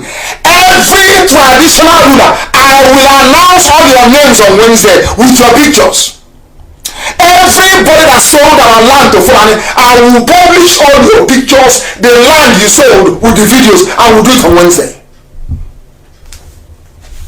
So that the world may know how evil you are. We are suffering from the wickedness of those in America. And you're adding your own wickedness on the ground. Where do people want us to go? You want us to go to hell or what? You're challenging me. I told you that Burata is gone. And Mazi was informing from the side of the mouth, talking about, I said, Burata is gone. Where is Burata today? Where is Burata? Where is Buratai? I'm asking you. You're playing with me. You people don't even know. Maybe because some, honorable, once you stay together, some people, they're thinking, I know him now. I told you that Buratai was running to Niger. He's gone. He's not at the front line. Did he attend his mother's burial? He's the chief of army staff. You see how Elohim is destroying the zoo. Abba is from Borno. They killed somebody, I don't know if it's Yoshibaja, and put him in the ground in Abuja. Is that his hometown? You see, Elohim is wonderful. God in heaven. Elohim is starting this battle, but there is a lesson that God wants to teach Igbo people I don't want to be a part of. We are begging him, please. There is a lesson. God is so angry with Igbo people that he wants to teach them a lesson. With the Fulani. You know that's how Elohim works. He always uses your enemies to punish you. I'm asking him to have mercy. We'll cleanse Biafra land. Once he gives us Biafra, we'll cleanse everything. Because a lot of abomination. Imagine a traditional ruler. The day he was coronated, he was in the market in the village square of our forefathers to defend the land and the culture. The land he gave to Fulani, he gave to Fulani because of money. Now he's in the grave, he cannot eat the money anymore. He's the PG that's running his mouth until we catch you. Then you will know. We'll catch you. The Nigerian army that specializes in attacking civilians, where is Buratai? Nigerians are just useless. It's just when Loretta Omochie, the ex-harlot, in fact she's the harlot of course, human trafficker. When she gives you 3,000 naira a week for data, you're writing rubbish. Where is Kanu? He started from London. From London, and Yasarok is empty. No Buhari, no Shibajo, no Buratai, nothing. And you're still running your mouth like just to making noise. You don't know who we are. Your Asarok is empty.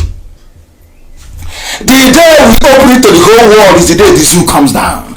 Let me see the government of the world that will support such oh my goodness me, high crimes and misdemeanors. Aisha will go to prison.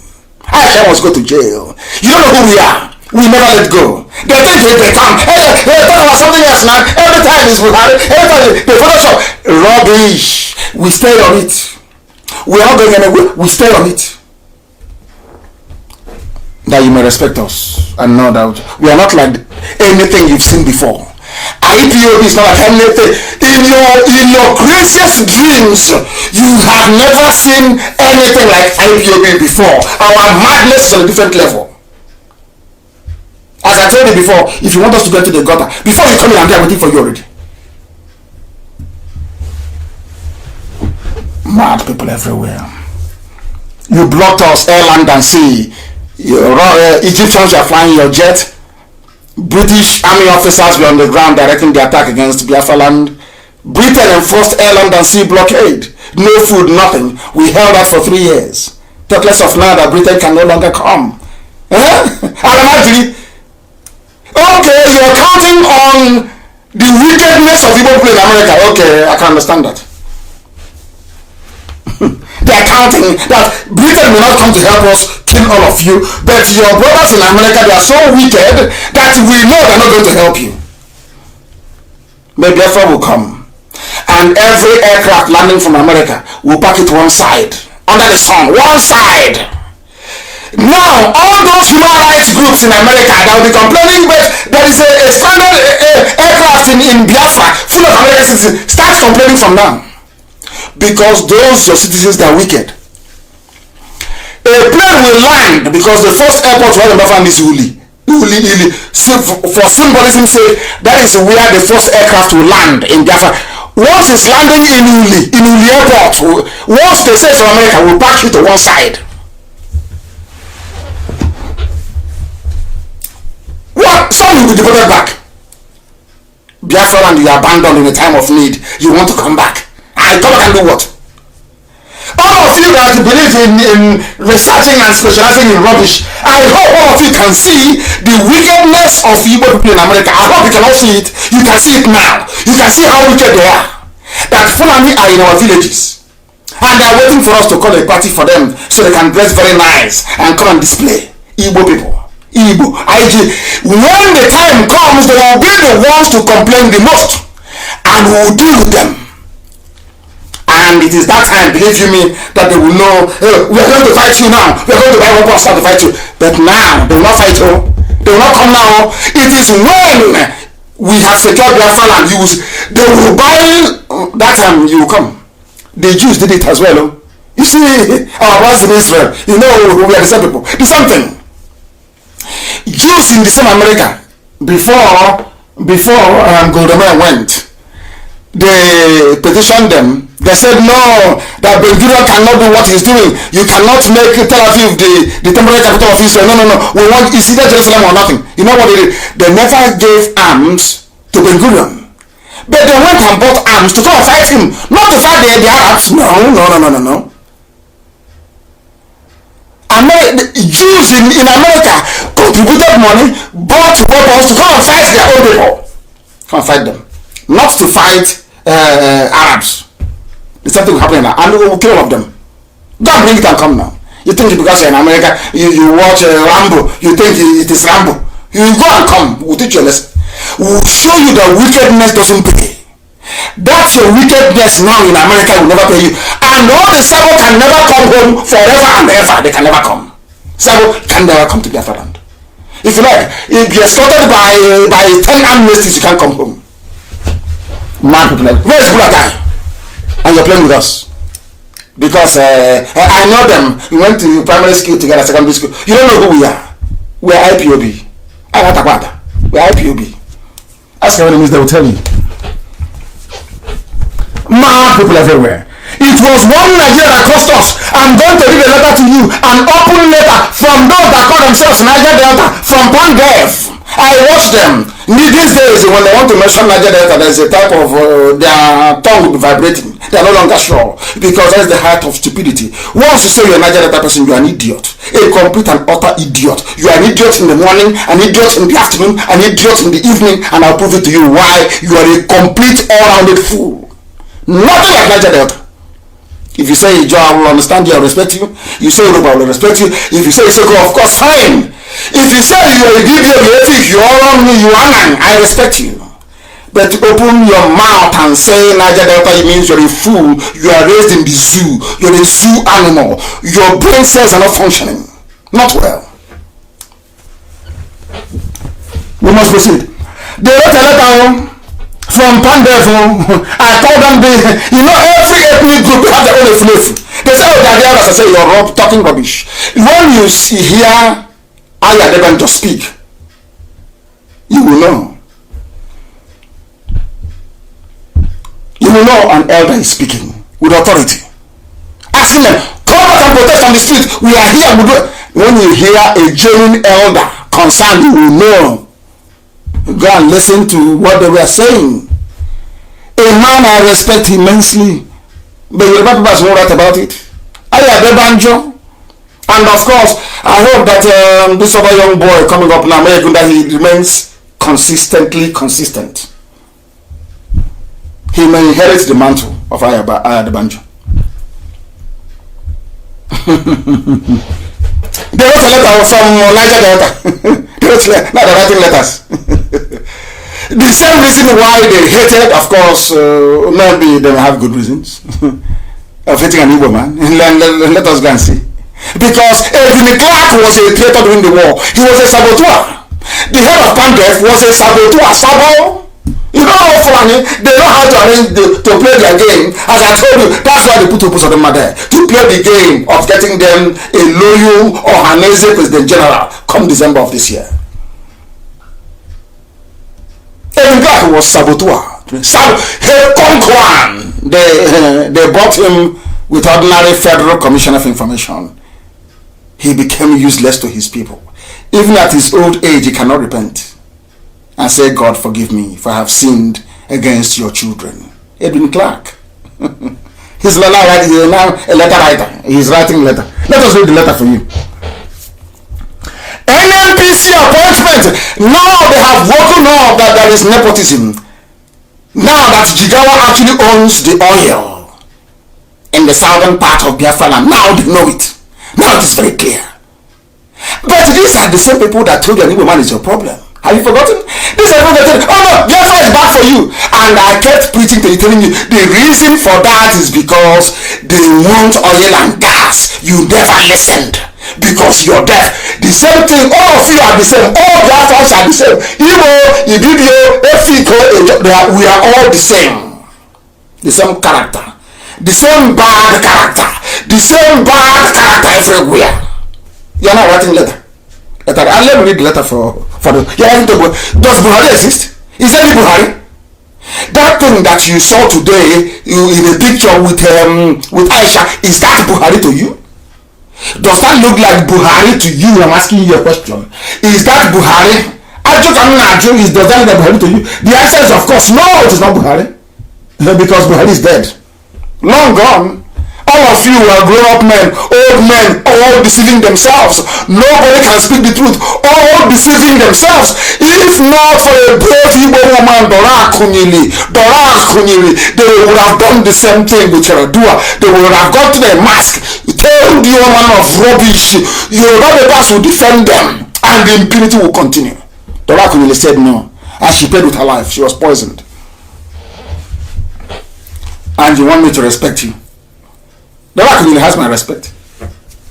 There's a letter from Pandev to a group of Efulefu writing to Abuja, addressing the continued injustice against the Niger Delta people. Who are the Niger Delta people? As he's talking this rubbish, he doesn't know that Abia and Imo are part of Niger Delta. Are you aware of that? Are you people aware that Abia and Imo is part of Niger Delta? One morning is Niger Delta. They say, oh, it's a Niger Delta affair. Igbos are not welcome. But according to official government papers, Ondo State is also Niger Delta. Imo is Niger Delta. Abia is Niger Delta. They both have oil. Are you following? Do you see the brand of stupidity and idiocy they exhibit in the zoo? Do you see why Nigeria is a zoo where people with degrees they read abroad, they went to Cambridge, Oxford, the same time Oxford that everybody went to, they come back and their brain for some reason goes into a reverse because of their day-to-day dealings with Alamajiri. You know, Alamajiri will contaminate your brain. Let us read the lopsided appointments in NNPC and ISO. They are not writing a letter. If it is people who are united as one block, one eastern block or should I say one southeastern bloc, one people, one Biafra, you go to Abuja, what do you think they will do to you? Nothing. But you cannot do it. The reason why you can't is because they are the ones that put, because if a green clerk talks too much, they bring out his file, how he betrayed his people. They have all their files. Ask them what they can talk. Ask yourself, why is Nyawood not complaining bitterly about Fulani presence? Ask. They will tell you. Has was later condemned the Janjaweed in our land. Before he will first of all take permission from Al Mustafa and Miyeti Allah. Please don't. I'm going to say something. Don't mind. I don't want people to think that what Kanu is saying is true. Let me just say something. That's what they do. And you think we cover up that nonsense? No. Biafra is going to be a very transparent society. Very. Firstly, we wish to extend our deepest condolences to you. These are people writing against injustice. This is how they open the letter. Firstly, we wish to extend our deepest condolences to you on the passing of Malam Abba Kyari, your late chief of staff. We supplicate the Almighty for the repose of his soul and the souls of all our countrymen and women who have died as a result of coronavirus pandemic. We commiserate with the families, and these are people writing against injustice. So this is just the first paragraph. Oh dear.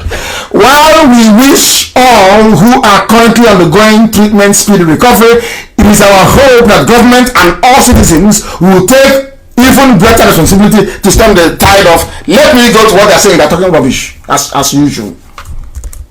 As usual. Talking about Malam Abba Kyari.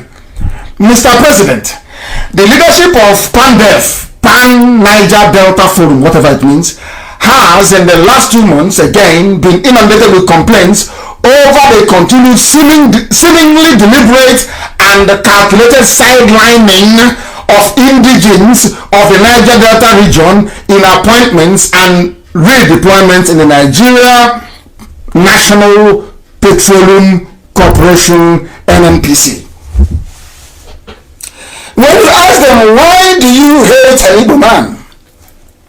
They say, oh, he's domineering. Now I'm asking them in English language, what is it that Fulanis took over NNPC? What is the term for it? It's not domineering. No, they are everywhere. It's not domineering. But Igbo man is domineering, yes. But why not Fulani? No, because he's hey, Niger Delta idiocy. You know that when you betray your people so much, you keep betraying, you become useless to even yourself. That's what they have done. I say what I say with facts and figures. You are writing a letter. You're calling yourself a Nigerian. And what Nigeria has done to so-called Niger Delta, the bombing of Udi, the invasion after invasion of every head of state.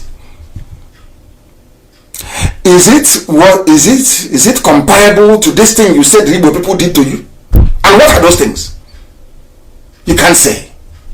Can you? No. The reason why you're answering Delta is because you want to remove yourself from an Igbo man. That is the reason why? Yes. Are you having fun with one Nigeria? If you prefer Nigeria to Biafra, why then are you writing a letter of complaint? So do you seriously think that in Biafra land, every position in our oil sector will be taken by the Igbo people? Is that what you think? In a Biafra where you will control the resources in your own land, everything in a Ijaw land belongs to Ijaw people. Everything in Isoko belongs to Isoko people. Everything in Urobo, the same. Everywhere. You abandoned all of that because of your inferiority complex and stupidity, and the blood of betrayal. In your bone marrow is betrayal. You ran to Fulani. Now they have dealt with you. You are now begging, writing letter. I don't have time to read all this rubbish. And these are intellectuals. Intellectuals, my foot. You are pressing advertorials. Let me read it for you, please.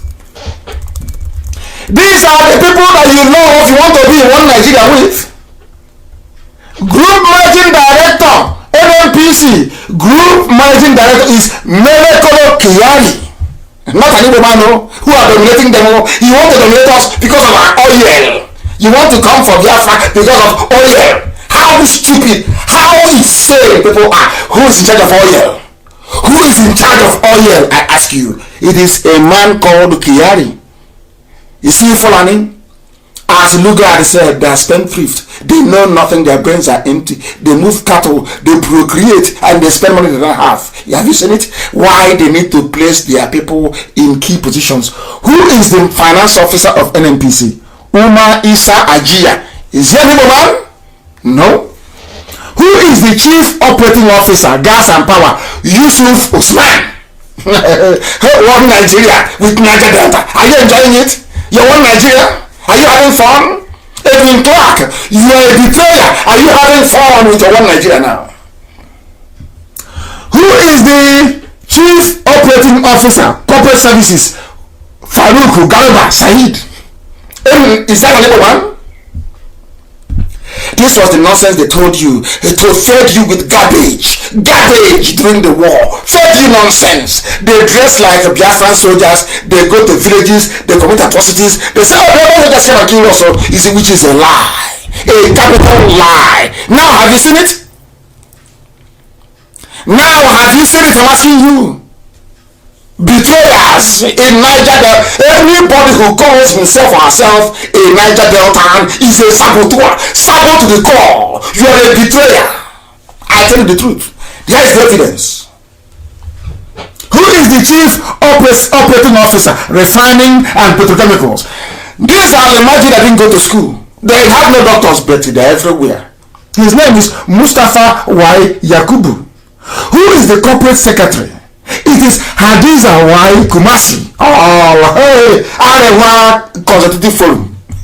All of them. Omar Farouk Ibrahim, Kalamu Abdullahi, Ibrahim Brema, Bala Wunti. I thought you said you were. In fact, Yoruba, where are you here? Yoruba, I found it, not a funny friend, are good people. Yoruba of Tinubu. Tinubu, where are Yoruba here? Yoruba. Do you see what I said? They prefer to serve the. I don't know. Is it something in the suya? There was something in the suya you eat. Once you eat it, you become stupid to the Fulani.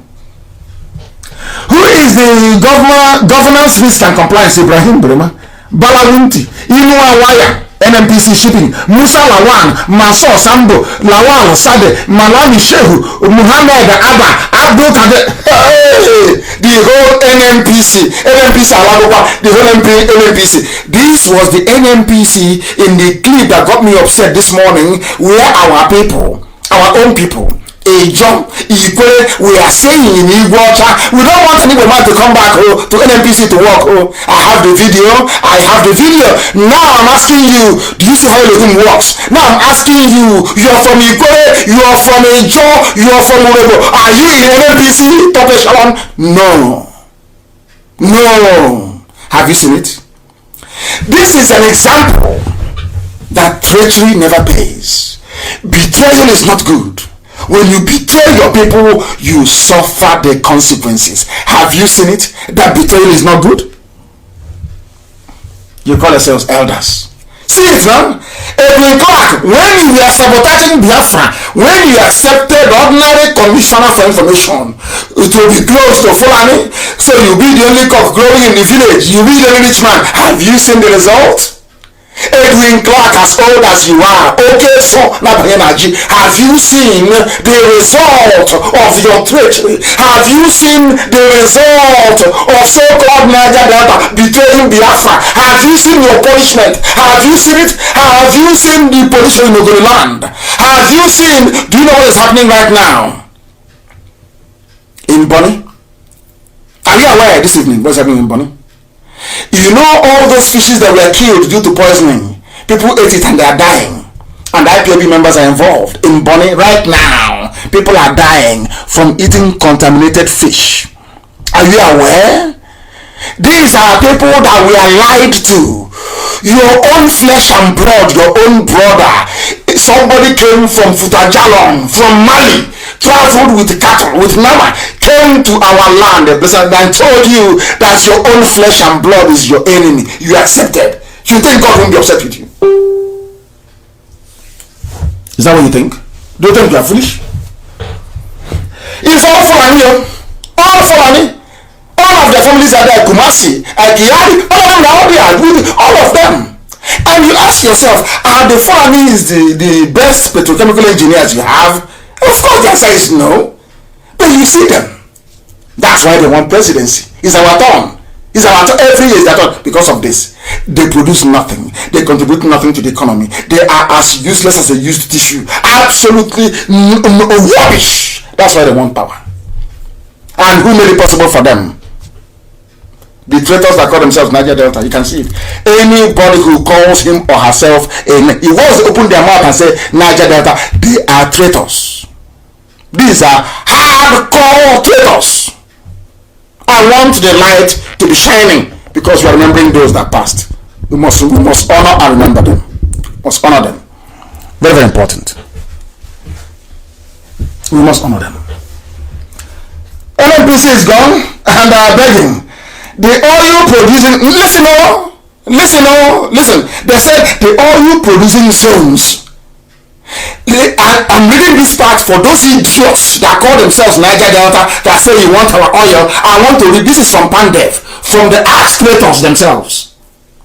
They said the oil producing zones of the south, southeast, and southwest. Oil producing. So now you agree that southeast produces oil. And who are those in the southwest? They are people that our own flesh and blood, our land that was given to Ondo State. There are Ijo people there in Ondo, and they will come with us. His son is in Ondo because of oil well.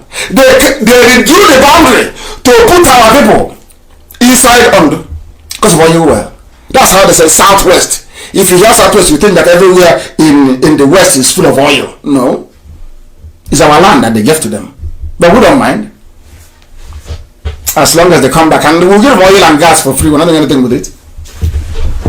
Oil and gas is the mainstay of lazy people. Is the mainstay of the economy of very lazy people. We are not lazy. We are not. Elohim built Radio Biafra television from nothing. From nothing. So we are creative. We know what to do. Not oil and gas. As for economy of people who can't reason very well. Typical run-tier economy. Now they agree that Southeast produces oil. Are you here? Oil people, can you hear me? Don't say you want me for my oil. Can you? From Pandev, they've actually agreed at last that Southeast actually produces oil.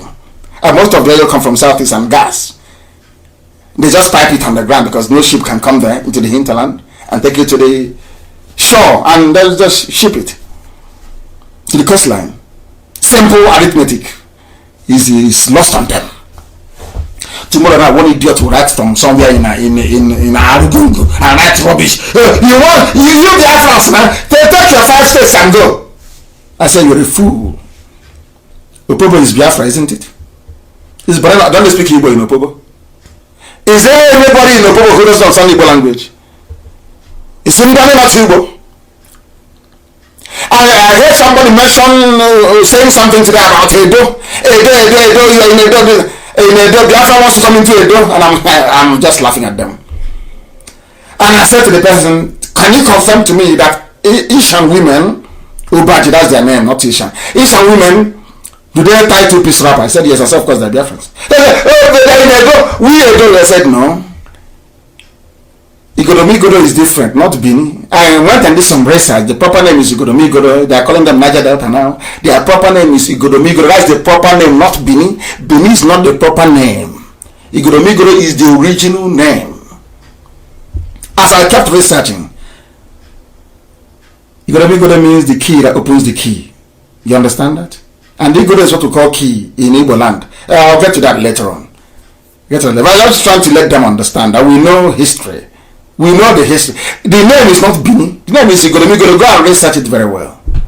The name is English Encyclopedia. For those who don't know, we'll proceed. Now they agree that Southeast produces oil as well. NNPC board, it has been every time only Fulani Janjaweed all over the place. Fulani Janjaweed have taken over. Now they are complaining. Akwa Ibom produces the largest amount of oil, followed by Delta, Rivers, Edo, Ondo, Imo, Abia. That's how they are. And oil production in the north is 0%. You're complaining. So when you are betraying Biafra, you know this is the answer.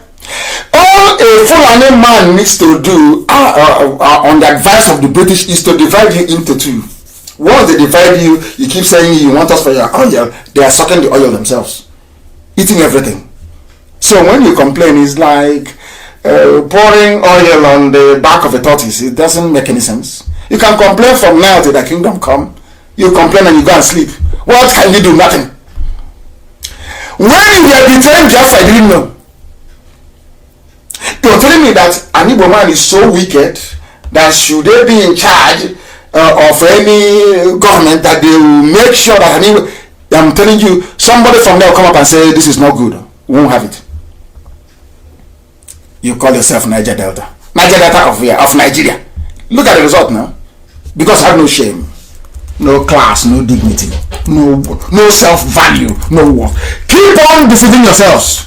Calling yourselves a useless name that has no meaning. They'll be calling you Fulani. Look at the Fulani treating you like a child. Who said you're not Niger Delta? You're Niger Delta now. What is the meaning of the name? You can't tell me. You're from Niger Delta region.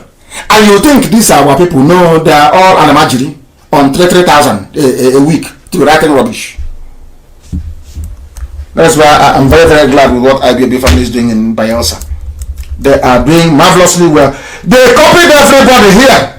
They CC'd everybody. They copied Senator Ahmed Lawan, Femi Bajabiamila, Ovia Omar Agege, Chairman Senate Committee. Everybody was copied in. This is the thing about these people that I don't understand. Listen carefully. You see this Pandev, why I hate them with a passion. You see anybody, I told you before, if you call yourself Niger Delta, you're a criminal, you're a rogue, you're a thief. Check it out, God will punish you. God will punish you. Do you know that Pandev wrote a letter? In that letter they said that South is oil producing. Is that correct? But now listen very carefully. When they were sending out the letters, there is no Southeast governor copied in. Let me tell you those they copied in. They copied in all their Fulani masters. Odo Emmanuel is there. Diri is there. Bayelsa State. Ayade is there. Cross River State. Okowa is there. Delta State. Obaseki is there. Edo State. Edo State. Wow. Wike is there, of course. River State. How about the governor of Imo State? Not there. Albeit from Federal High Court in Abuja. How about the governor of Abia? He's not there. But they copied in every other governor they claim produce oil. And this letter is coming from our own flesh and blood, fellow Biafrans. You see what shame has done to them? You see what shame causes? Out of shame, all of a sudden, Pandev cannot copy in as a state governor. But they copied in, what's it called? Every other governor that has, they claim produce oil. Non-female. You know when you commit a crime, you become ashamed of yourself. That's what they're doing. And I'll be on this case of Niger Delta. As long as you call yourself Niger Delta, you're an idiot to me. I don't regard you as a human being. And the more you remove yourself from Biafra, the more Fulani will deal with you. They will deal with you. I pray that we conduct a place research and majority will say, oh no, a joy is not here. We want to go with the north. They will colonize you. They will subdue you. They will use your mouth to drink contaminated water from oil head. Useless set of people. You think I'm here to pet idiots? Think I'm here to massage the ego of fools? You must be doing. Look at what I do to you. Or out of shame, you can no longer say, oh, let me copy in Abia State governor. Or copy in the Supreme Court governor, of Imo State. You couldn't. You can't. You can no longer do. Out of shame. Now you know that betrayal doesn't pay. Now you know that betrayal does not pay. If you keep betraying people, you will lose. That's what's happened to you. Shame on all of you. Let me see the useless mouth you open to tell me about Niger Delta. We Niger Delta. Who's Niger Delta? I'm asking you. Who the hell is Niger Delta? Shameless people. Shameless idiots. Who the hell is Niger Delta? I'm asking you. Define Niger Delta for me. What does it mean? Is that you? Ogoja is Niger Delta? Ogoja is Niger Delta? People are mad. Insane people everywhere.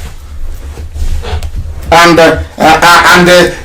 somebody wrote in a newspaper, a civil rights group, human rights writer, is now everybody's waking up. You are giving all the positions to Fulani. If it's an Igbo man who is in charge, who is the president of Nigeria, and you give, hey, remember, Yoruba said the reason why they voted for Buhari was because they didn't have any presence in the government. Not minding they had all positions there.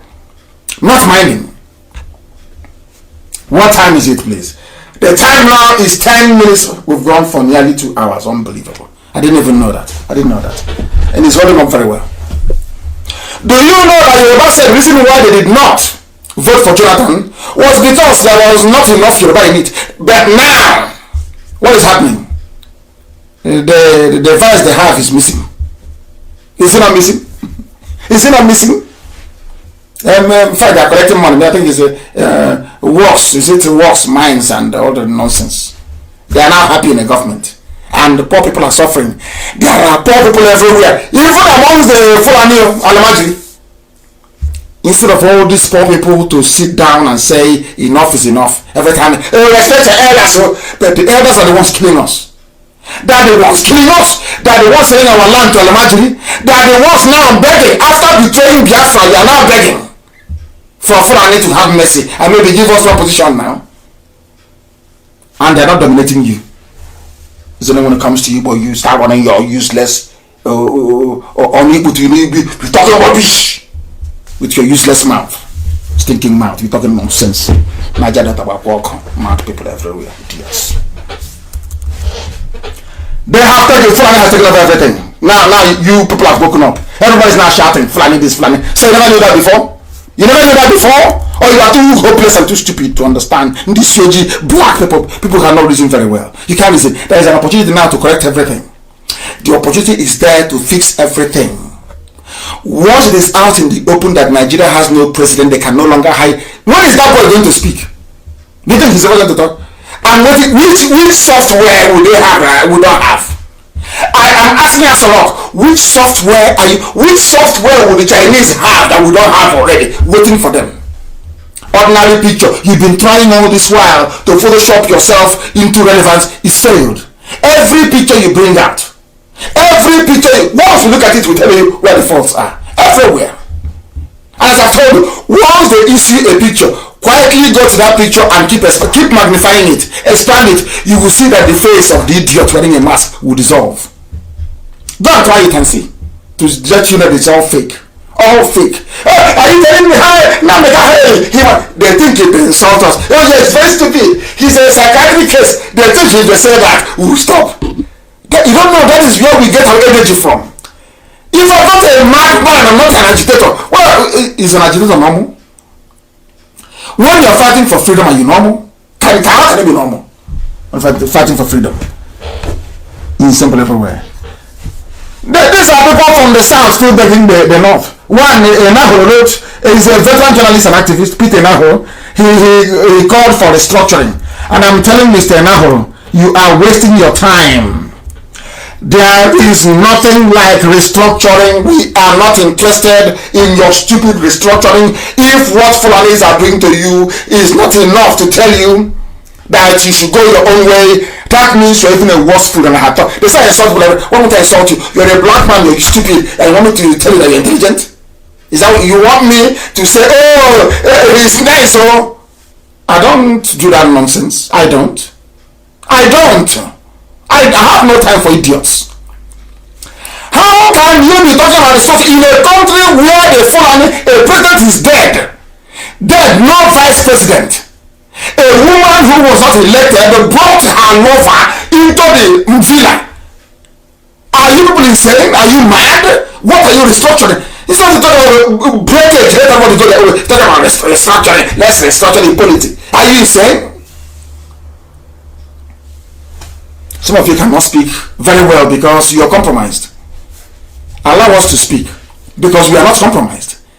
Allow us to speak. We are not compromised. I remember somebody said, hey, he's been bribed by APC. You think I've been bribed by APC and they say all these things about them, they will not tell the whole world the day we thought? You don't know that? Or some of you are too dark to be able to reason that through.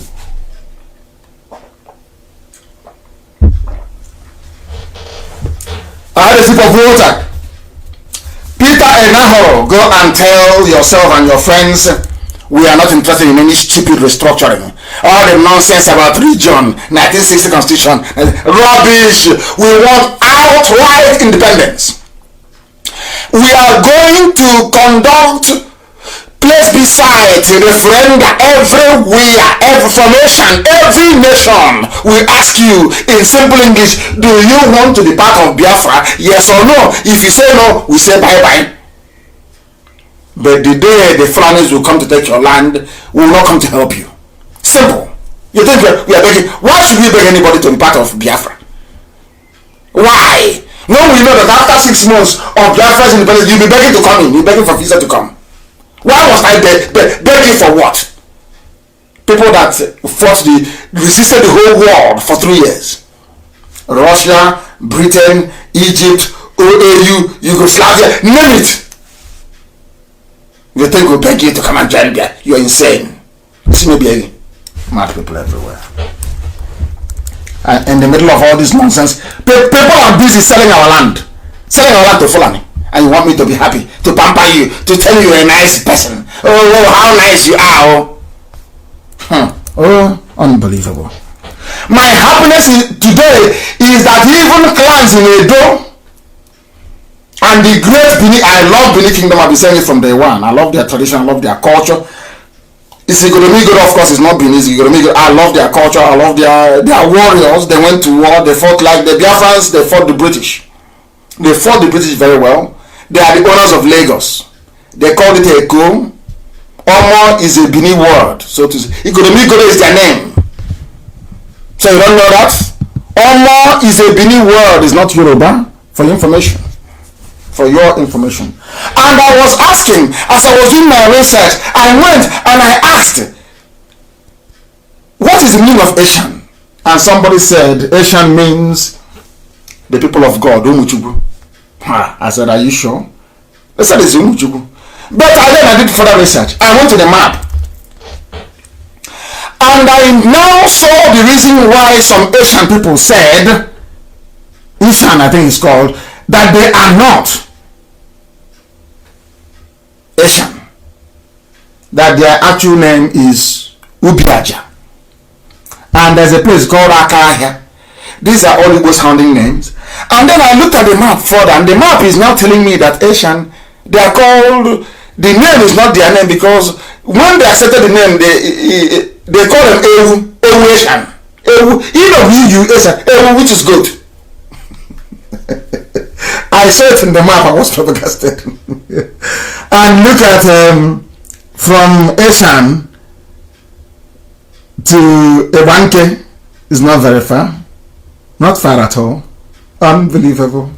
They are Umuchukwu. Somebody said they are. Oh dear me. There are speakers of truth everywhere, and I must recommend them.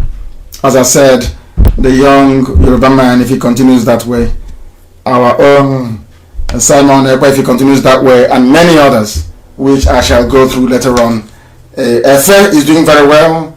They are the ones who are going to vote. These are the people who are going to vote. These are the people who are going to vote. And I want us, please, to accept this very fact that these people are the ones who we should be listening to. We should be listening to them. We ought to be listening to them. These are our people, and they are doing a very marvelous job. A very wonderful job. A very wonderful job. We must, as a matter of fact, listen to these people. Efe is one of them. I want to be able to assemble all their names. If I've said Maegun's diary, you must go there and listen to him whenever he's on. There is our brother Murphy Uyi Ogiso. You must listen to him. Please, Amaka, publish their pictures and their names. These are the people that tell you the truth. And I hope they remain that way. Any day you deviate, any day you deviate, you are gone. Remain on the truth, always, with no hidden agenda. I said no hidden agenda. Remain straightforward, no hidden agenda. No middleman. No, no jokes. Please. And I will start from let me see if I can start from the beginning. There is Biafra child. You know Biafra child, Wachineke. You must listen to Biafra child, Wachineke. There is a name Achioba doing a very good job. There's our sister, Tamonotonye. You must listen to her. You must listen to her.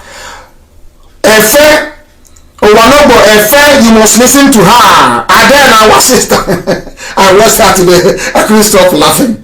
Oh wow, Sophia Obase. Hey, this one is one woman riot squad. She was, oh my goodness. We love them. And our dear sister, the freedom fighter herself, we call her freedom fighter. You know her very well, Faith Ogala. These are the people to listen to. They are the ones that will tell you the truth uncompromisingly. They speak the truth, and most of them are from Edo. So Edo, there will be a place beside. If you want to join, you join. You don't want to join, you go. As simple as that. But in any case, the crown or the throne of Igoromigoro will be respected, revered, and adored always. As I've said, is a culture that I have so much respect and admiration for. And we will keep it that way in Biafra, even enhance it more. But we can't beg anybody. We are not in the business of begging people. Why? Please, we don't beg anybody. The whole Niger Delta nonsense must stop. If you look at the map of the zoo, it tells you very clearly that in actual fact, the southeast is in Cross River State. That's the southeast. Igbo land is the 5 states in the middle, and Anioma all the way to Ebanke is actually the east central.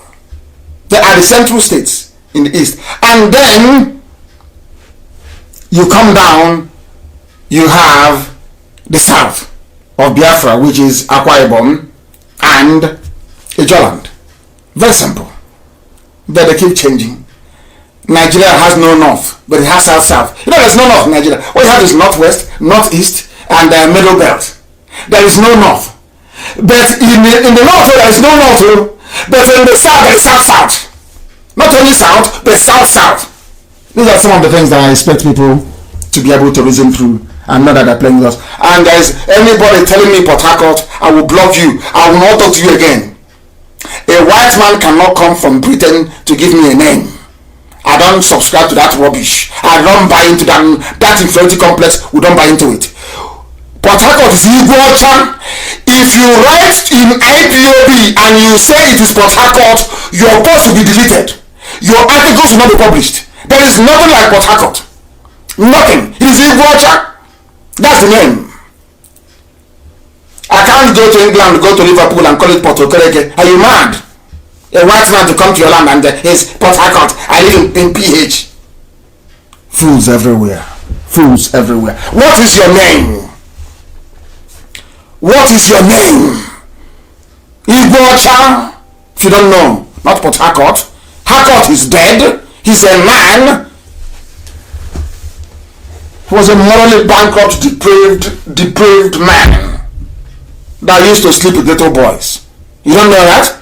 That's the name you're answering, saying you're from Port Harcourt. Mad. Is it Igbocha? Because it's an Igbo name, you don't want to answer it. Because you're Niger Delta. Mad lunatics everywhere. We'll continue. Because I came across also a piece of very wonderful this evening. The names and their meaning. What are the names and their meaning? And it was written by a Guardian newspaper of all people. Are you listening to what Guardian is saying? They know the truth, but they're hiding it. And I want this thing everywhere. Just give it to Amaka to post everywhere. Open it and show them, so that they will know. Mad people. You're Igbo, you're hiding your Igbo-ness. You are afraid. Maybe because of the stupidity of those in America. Because of that, I will say, oh, I'm no longer Igbo. Because the Igbos in America are stupid. I will say, I'm no longer Igbo.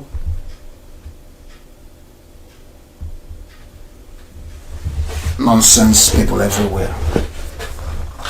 According to Guardian newspaper, naming a child is very important in a parent's life. The name forms the basis of the child's identity. Do you know the news? Your name is who defines who you are. When my kids are, if they go outside and they are missing, you are saying, he said, my name is Nnamdi Kanu. You know where they come from. What is your name? My name is Nnamdi. What is your name? The little one, my name is Nnamdi Kanu. You know where they come from. Not oh, my name is Cyril. And then the next question is, but where do you come from? Thank you, Guardian, for writing this. Guardian is one of the zoo. It's an establishment paper. These are the people that support evil. But it doesn't mean when they write something decent, we cannot read it out for the whole world to hear. We'll read it. Naming a child is very important. It's a very important decision for the child's parents as the name forms the basis of the child's identity. Now, do you understand it? Why Port Harcourt must be Igbocha? Not Port Harcourt. Igbocha! I know Yoruba newspapers, they'll be writing Port Harcourt. You know they're very vindictive and evil. Spiteful and evil. As Lugard said, always conniving, seditious, nothing to people's head together. That's their job. Seditious. It's Igbocha. The Igbo people, according to Guardian newspaper, an ethnic group native, listen to Guardian, native to the South Central and Southeastern Nigeria. So they even know the truth. And by Southeastern they mean Cross River. South Central they mean all of us, all the way to Banke. Because the man is saying Edo this, Edo that. I'm asking him, are you aware that there are Igbo people in Edo State? Do you know the Igbo people there? So when I come for my people, I'm not coming for you. If you want to come, you come with us. Not by force. But Banke Igbo Akare. That Obomudia, because Obomudia's mother is from Igbo Akare. He took Igbo Akare into Edo, into Bini, into the court, all those things that they're doing there. We are not abandoning not 1 inch of Igbo land, not 1 inch. It will be abandoned. It's left for people to say we want to be. Then they can go. And the day they say they want to be, we delete them from memory. They can never ever belong again. So when we are coming to Edo, we are not coming for you. The idiots that drew up the Edo map, Edo State, they added our people there. Okay? They added our people there. Very important. So they know that we occupy the South Central and Southeastern. No, they know. South Central and Southeastern. It's very clear. You cannot hide it. There are some things you cannot hide. It is the truth. Absolute truth. You cannot hide it. There is nothing you can do about it. The map is there and very clear for the whole world to see. I have seen a car, Igbo land, Aniocha, Igbo. Just Anioma, Ukwane, Igbo land. Isoko, therefore only for information. Isoko is Igbo. You aware of that? Go and do your research. Urobo is also there, but one thing ties us together. All our mothers, they tie 2-piece wrapper, don't they? Headscarf and blouse. Something you don't find anywhere else. That is what makes us unique. So, I will say Asian, Obaji people, which is Asian. For now, go and check. If your mom, those that went to church today, if she tied 2-piece wrapper, if she did, then you're one of us. You're part of this family. It doesn't matter what the Oba of Benin says. He only has 1 vote. Oba of Benin, that I respect very much, only has 1 vote. When there is place beside, no traditional ruler will have 2 votes. It's only 1 vote. You vote if you want to belong to Biafra or not. If you don't want to Biafra, then you go. Then we'll continue our job. But the day you ask for visa, we will not give you. We must all stop this nonsense, Niger Delta rubbish and South. And I'm glad that respectable Igbo and the BBO elders have commenced very deep consultations with other clans of Biafra land. Because Biafra will never be like the zoo. As I've said, let me repeat what I said before. Biafra land can never be another zoo, Nigeria, never. Everybody will be on their own. I said on their own. You run your land, you make your laws in your local language, how you deem fit. And that local language, I don't want to go, we have to make it never ethnic. No. Ethnic people are also BB people. Because they've been playing with us. I have the history here, and I'll give it to you very shortly. I will. But the nonsense happening at Head Bridge must stop, please. And there are many things that the whole world needs to see. Those who are killing us and those who are supporting them. I have a letter here from Pastor Okenwa. It's an internal memo that he wrote to all pastors in Middle East region. I don't know which one is Middle East. It's our new name. This is a Yoruba church. I have nothing against the church. They can do whatever they like. I believe in freedom of worship. Anything you want to worship is your business. You can go ahead. But this one now, our new name now is Middle East. I can see the letter here. Please circulate this very letter. Before you know it now, tomorrow they'll start saying Middle East. And we now come to Middle East. I have some idiots saying, I'm a Middle Eastern. You know how we behave. Don't give us a name. Once you give us the champions for that name, they will emerge. They will say, I'm a Middle Eastern. They are not calling us Middle East, according to Redeem. May the Lord be gracious to you as you continue to labor in his vine. Where the Lord has a vine in the zoo, I have no idea. But as a matter of spiritual urgency, we should immediately in our family closet raise flaming altars of intercession for Nigeria. This is our problem with them. They have come again. This is where I have issue. You see the ground. They know that Biafra is coming. Now what is this Yoruba church doing? Is writing to our people because they know how gullible some of us can be. Do you see my problem with them? Saying they should erect altar, flaming altar with firewood and I don't know what they're going to sacrifice if it's cockroach. I don't know. I have no idea. To pray for Nigeria to be what? Do you see my problem with these people? When I speak like this, I like Yoruba. I have my flesh and blood from there. I can't hate people. That is part of me. I cannot. But do you see what they are doing? Can you see what they are doing? Writing for because they know that Biafra is everywhere. They are now writing saying it's urgent. Pray for blood of Jesus on Nigeria. Do you see? Do you see? I won't say much. The person that wrote is a neighbor man. He's a Okenwa. He is the pastor for Middle East region. Not no longer Southeast. Our men as you. Unbelievable. When we speak the truth, they say we are attacking Yoruba pastors and church. No, I'm not. But anybody preaching one Nigeria, asking us to pray for Nigeria, you're asking for our trouble. Pray for one Nigeria in Yoruba churches in Yoruba land, not in Biafra land. I'm now telling people right this night, any pastor, any church, any priest that says pray for Nigeria, people should walk out of that church. It's an order. They shouldn't go there again. Which Nigeria? What is the meaning of the word Nigeria? Where does it come from? The same Nigeria that took over the whole of NMPC, that people are begging, the same Nigeria I'm asking you that is bringing Janjaweed, open their borders in the north, but close the borders in the south. You people in the south, are you people that stupid? You don't reason? You have no brain? They close your borders, but the borders in the north are open? Oh God. I want to listen to this pastor. He's a Yoruba man. Let's listen to him. Hear what he has to say. He has something very important to say. I want to play it for Yoruba people. I love this man. He's Yoruba, but I love him. I love how the banjo. I love him. Man, any day, anytime, morning, noon, and night, you call them, they stand up, they are still saying the same thing. That is what I call consistency. Those are the people that earn my respect. Not those that come with the wind. When the wind blows, they change. They blow here today, they go. It blows there tomorrow, they go. No, I don't want that. I don't want that. Let us listen to this Yoruba pastor and hear what he has to say. Very, very important, please. Yoruba land, not for Fulanis. Listen. If you attack back. He's telling Yoruba. The book of Hosea chapter 4 verse 6 says, my people are destroyed for lack of knowledge. Are you listening? Because thou hast rejected knowledge, I will also reject thee. that thou shalt be no priest to me, seeing thou hast forgotten the law of thy God, I will also forget thy children. Yes.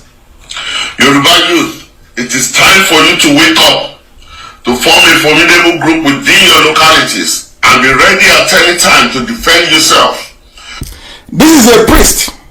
These are the Desmond Tutus of this. These are the priests that I like.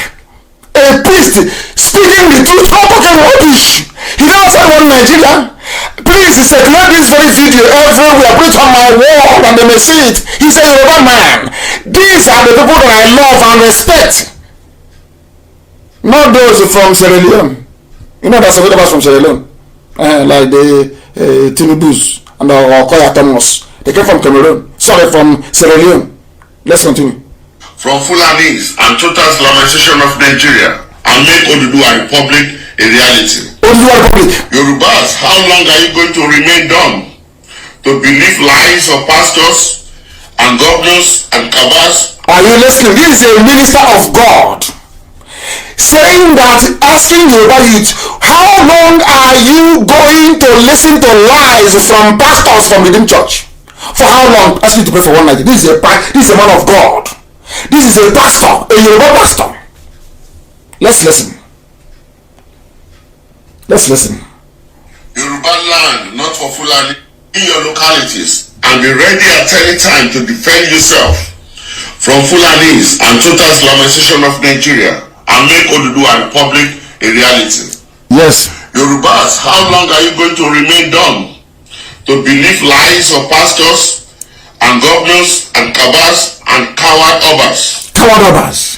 Pastor Enoch Adeboye was the booster of RCCG and not founder. He was the man that derailed Christianity in Nigeria, especially in Yoruba land.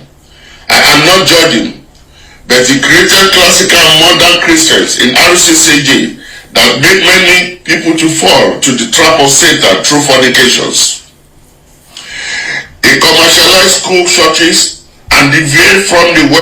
Now that one is religious politics. I won't go into that. Are you listening very well? Your daddy GOs have trapped your brain as the cabal is messing you up with ganja weed. So is your daddy GOs writing to you, telling you to put up a flaming altar of Christ in the blood of Christ to pray for one Nigeria. You will drown in that blood of Christ. You will drown inside it. Check out all walk inside that blood. One Nigeria that is killing everybody. The same Nigeria that is killing everybody you're asking people to pray for. Do you have conscience at all? Is it because of the money you eat? You see how these commercial pastors, all these people, these sons of Satan, say they're pastors. Some of them putting on bleaching now, like Oshibajo. So there used to be the picture released of him. You know, as I said, when they shine the floor for you, you're gone. They shine his table. It's not like a mirror. Look at Oshibajo. It's now white as Michael Jackson. Look at Oshibajo. Oshibajo is now whiter than Michael Jackson. Only heaven knows where they put him. And I still believe that it must have been him in that grave for Abakari. I think it's Oshibajo who is there.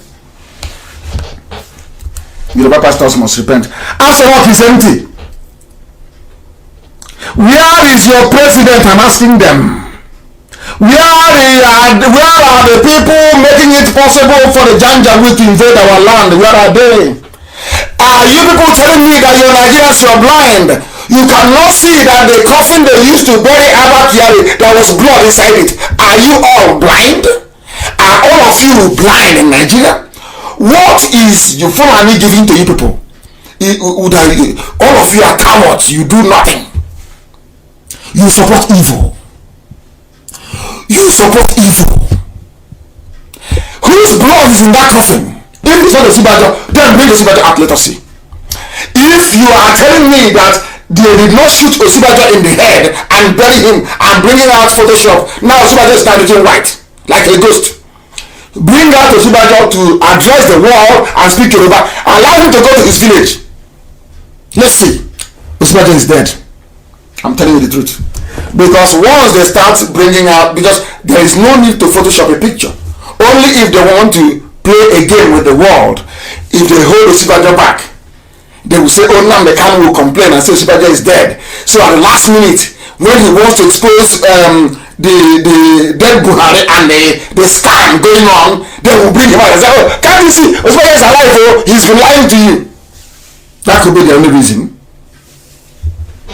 But all the same, Osibajo, I don't know you as to be a man of light skin. Or I don't know you as a man that puts on bleaching cream. As where's that name of that pastor that put on his cream that Jubril used to like so much? That pastor, I don't know his name. He loves cream, a bit of cream, and shishin kind of tennis. Now, I am asking them once again, where is Yemi Osibajo? Why is Boss Mustafa doing his job? Nigerians, you claim you're educated. Nigerians, you claim you are enlightened. Nigerians, you claim you are polished. You want to be intellectual. You file, flat file. You carry flat file with a worn-out constitution inside it, talking rubbish. Intellectual. Where is Osibajo? Where is Yoruba? Where is your son?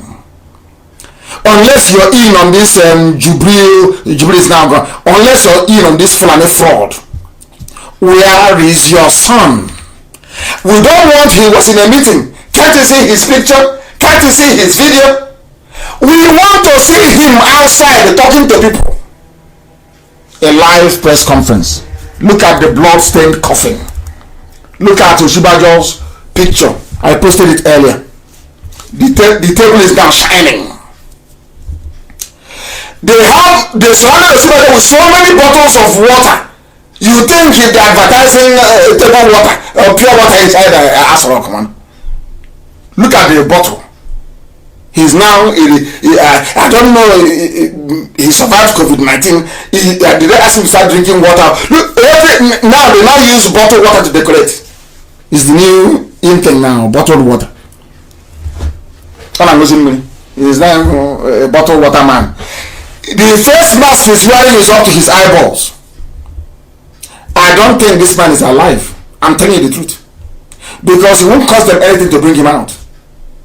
Why are they listening to this man? This man is a gentleman. Why are they suffering him? Why have they done this to? Why are they doing this to Osibajo? What did he do? Who did he offend? Who? But Yoruba cannot look for their son. Very, very sad indeed. And I told you that Aisha is in charge. I have to preach. Oh, I have to preach this gospel. If I have to be there 5 hours, I'll preach tonight 5 hours. I must say what I have to say. If you're tired, you go to radio and listen. Buhari goes off and cancels appointments, approvals made by Late Kyari. Have you seen the news? Oh, Buhari did not cancel it. Oh. So Buhari is afraid of Abba Kyari. So all of a sudden Abba Kyari is dead. Buhari is now cancelling all Abba Kyari appointments, which is to say to you that Madam President is now in charge. Madam unelected President Aisha Buhari, Her Excellency. Madam unelected President, Her Excellency Aisha Buhari is now in charge. Remember those times that you saw those videos where Aisha was complaining that those in appointments, those that got power did not work for APC. Now she is putting those she feels worked for APC in the rightful positions. She is now in charge. Are you telling me that the old dictator with kidney failure, I know the exact word where he was, I know, they'll be shocked. Are you telling me that Buhari was frightened of Abba Kyari, that he could not reshuffle the appointments? Now they agree. Do you see that Nigerians are stupid? These are the worst set of idiots in the whole planet. Can you actually read the news? The headline says Buhari goes tough, cancels appointments, approvals made by late Abba Kyari. So it was Abba Kyari that was appointing people. Now you know. When I told you that he was a de facto president, now in death they have confirmed it. Do you see Obunike? Do you see Obunike PG? Do you see that I don't lie? Nnamdi Kanu doesn't lie.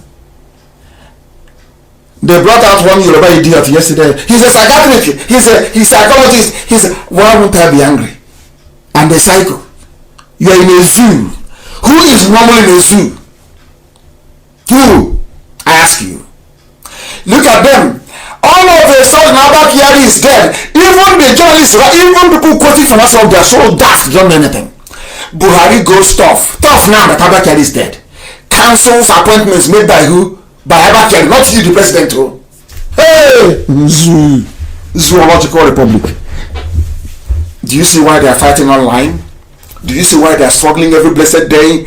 Every day they are struggling. How do we stop IPOB? How do we Mazi Nnamdi Kanu? They Photoshop all the pictures in the world. They get Yoruba idiots from school where there is no light to talk rubbish. They don't know that IPOB is under oath. All these things, all this nonsense, you're right. You're in the UK. You're a coward. Come back. You think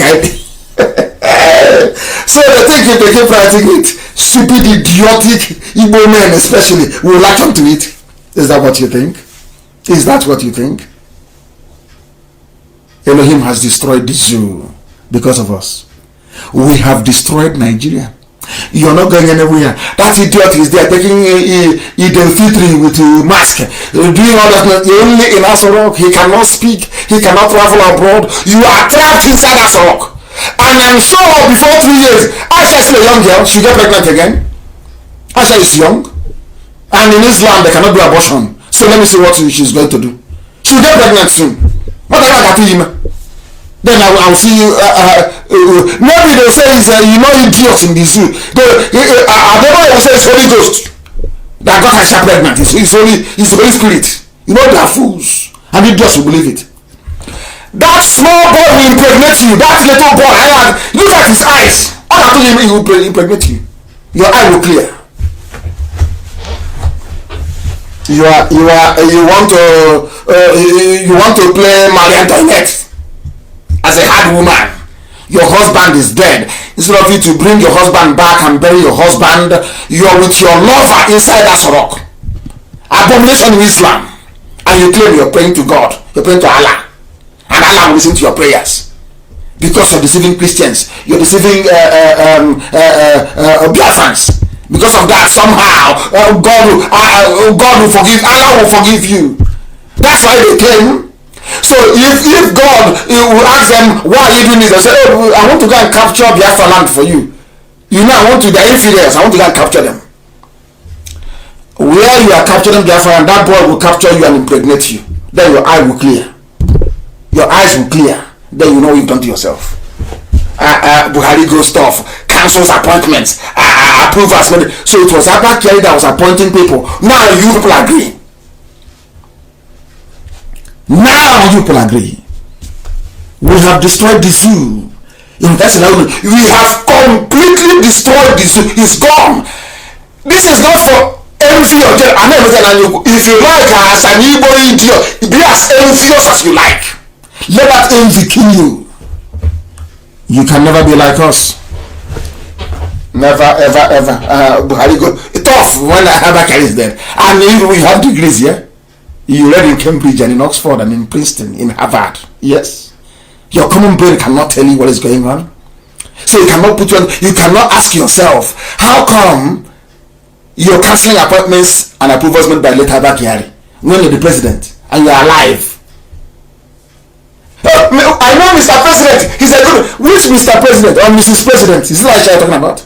All of you are cowards, afraid of following. That's why you're betrayers. More they betrayed IPOB, betrayed me. With the governors, they betrayed me. They wanted me to be killed because I told them Fulani was coming to kill everybody. Now the Fulani has come. Now they're building a gate at a head bridge. Hey! Yoruba will say Opare, isn't it? I say Opare or Akari, I don't know which one it is. Opare, I know his leg. Leg has decayed. It's not Opare. Leg has decayed. There is also a video. Show them how they do it.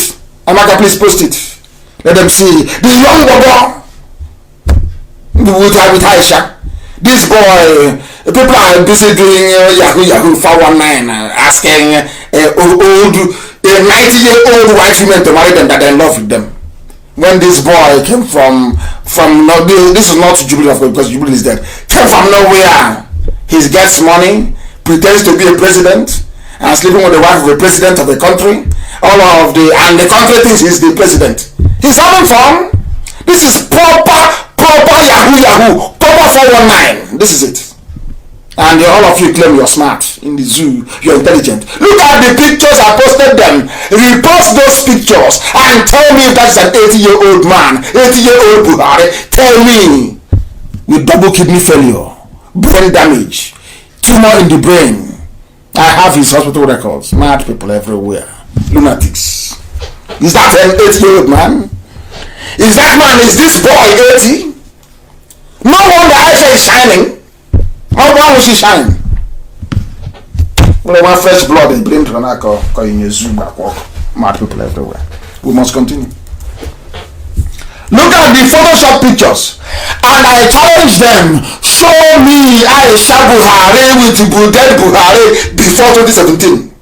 Get me a picture of Aisha Buhari doing lovey-dovey with the old dead Buhari before 2017. I am begging anybody to bring it. You don't have it. Idiots will do Zoom tomorrow. Mr. President is a good man. I want to direct it to Mr. President. Because Yoruba is ashamed of themselves. If I were to be a Yoruba man, they'll promote me. They'll say, how can Omo Igbo, we can't promote him. You don't know that? You know this is jealous Yoruba style. You know Igbo, we do our own little greed, as they're doing in Ambubre greed. And Chomcho and Igbo.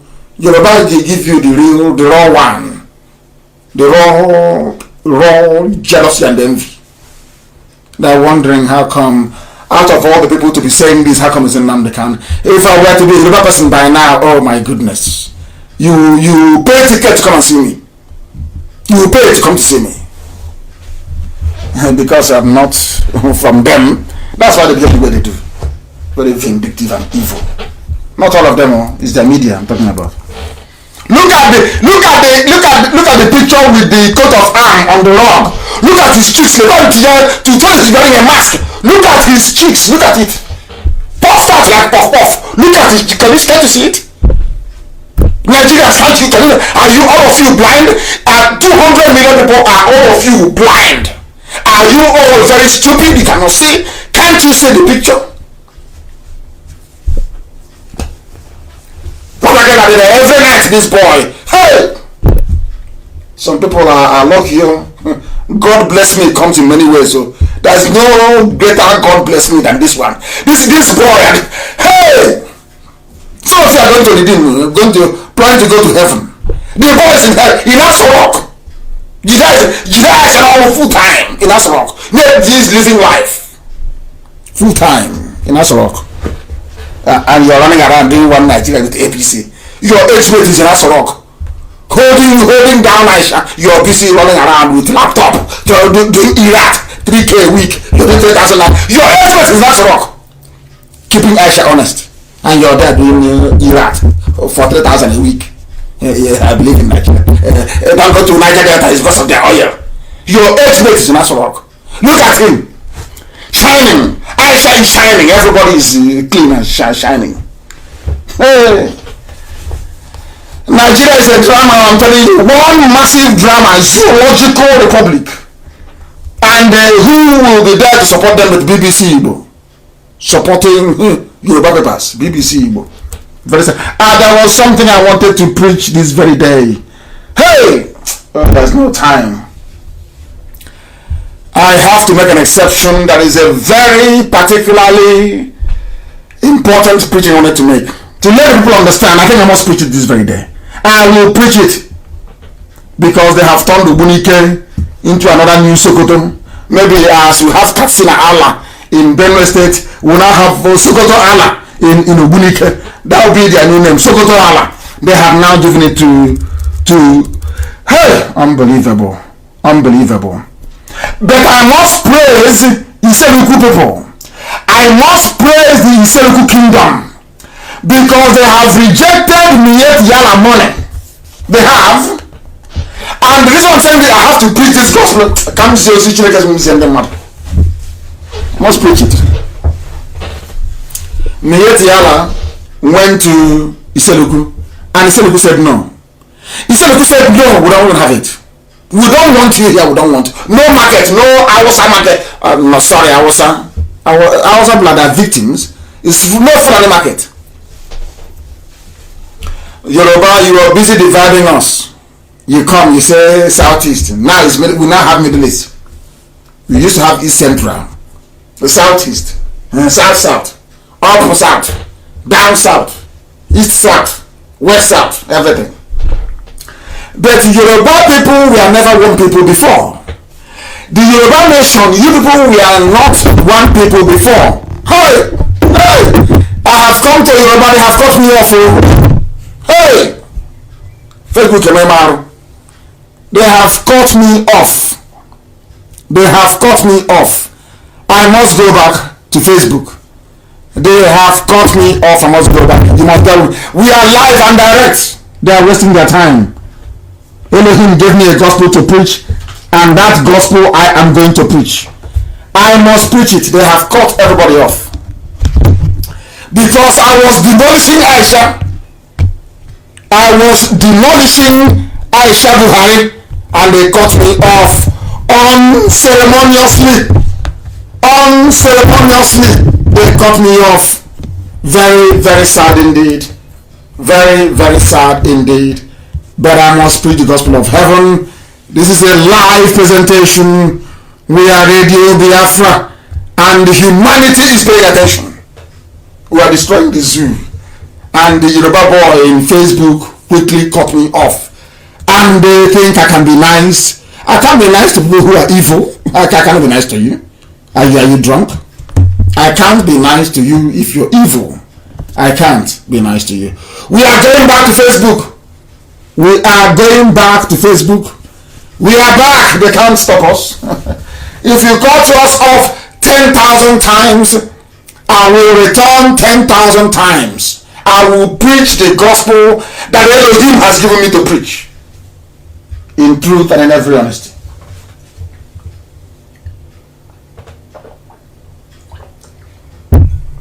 I just had a sip of water. We are live. Tell them we are live on Facebook on my page. Mazi Nnamdi Kanu.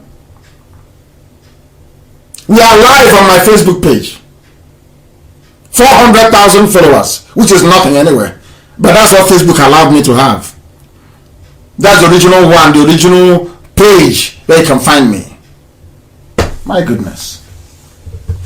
We are back on my Facebook page to preach the gospel of heaven. I am here. David and I'm here. Ebube Chukwuzo favor, I'm here. Kelechi Uchenna Nwobodo. What are you talking about? We are live and direct. I want to preach a gospel this evening that Elohim asked me to preach about the Yorubaris, so that they may turn from what they are doing and become good people. As I was saying before, I was rudely interrupted by Facebook. I wanted to assert with every degree of certainty that the Yorubaris were never one people before. It was due to war and conquest that made them one. A war and conquest that Igbo people never embarked upon. The Eba nation is a separate people. The Ebas are separate people. From the Oyo, from the Ijebu, separate. The only thing that unites them is the Oyo Empire. That's the only thing that unites them. And to prove it to you, as I'm telling you, just be jotting them down, be writing them down. Eba Nation, Eba, EGBA, they have their own national anthem.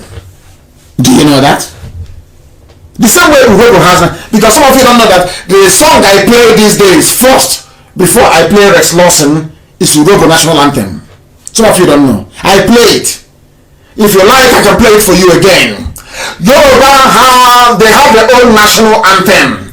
I play Urobo national anthem every blessed day. Some of you don't notice, but I do. I want to play it again for you, so that some of you who may not know will know that we are everywhere. This is Urobo national anthem.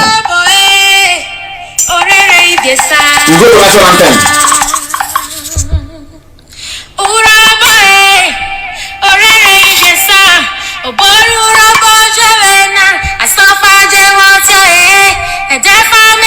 po uropo meware uropo orere jesa anu mahao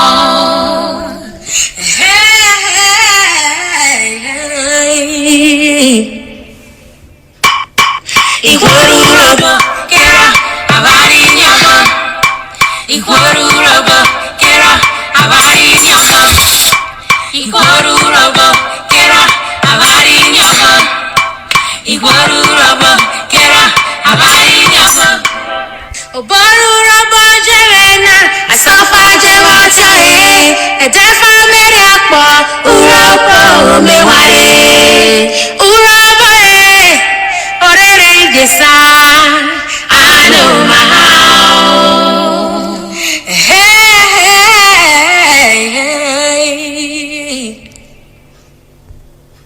Did you hear that? That was Urobo national anthem.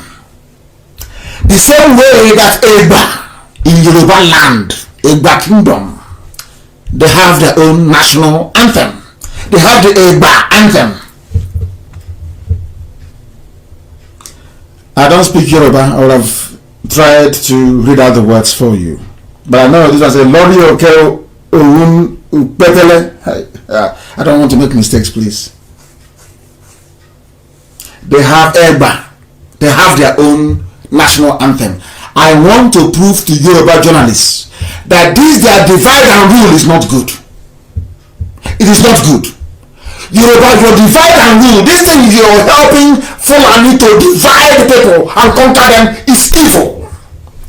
Because at a time, you were not one nation.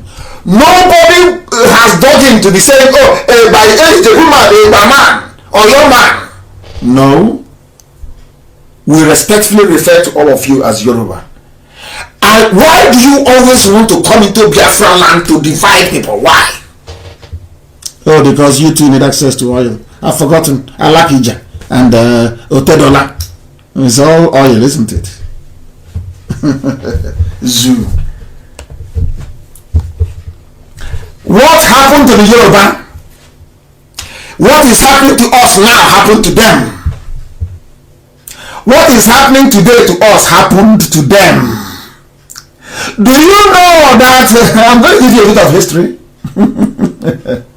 Unbelievable. Unbelievable. Hi, Elohim. Othman Dan Fodio, whose grandson was an African. I want to tell you why Fulani hate our people so much.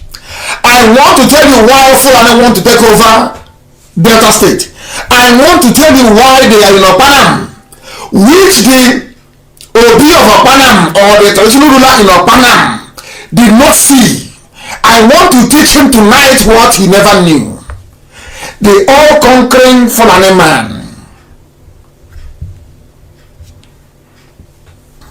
that came from Futajalon. He was actually born in Gober. His name is Othman Dan Fodio, the man that said he would dip the Quran in the Atlantic. He first of all, I will tell you what the history book says about him. I'll read. Following a jihad led by Othman Dan Fodio and a rapid consolidation of the Hausa city-states of contemporary northern Nigeria, the Fulani Sokoto Caliphate invaded and annexed the Buffer Nupe kingdom. Nupe were ancient people. Fulani swallowed them. Listen, all of you talking about one Nigeria, you are preparing your own death. Go and dig your grave because Fulani is coming. The more you say one Nigeria, please God be digging your grave because some of you be swallowed up. Now listen. They have cut us now. They have left us at about 7.6k. We'll continue. If you like, let it be only one person left. I will preach. They invaded and took over Nupe kingdom. They now started to advance southwards into Oyo lands. Shortly afterwards, the Fulani army overran Yoruba military capital in Ilorin. You know, Yoruba Irans never like to talk about, they never talk about Ilorin, they don't like it. And that's how to kill them. Anywhere you see a Euro-Erat writing rubbish, simply go and take the history of a Lorin and dump it on the thread. They will disappear. You know, they are masters at deflection. If you write something now, they will never debate you on that thing. They say, oh, but you belong to Ivory Coast.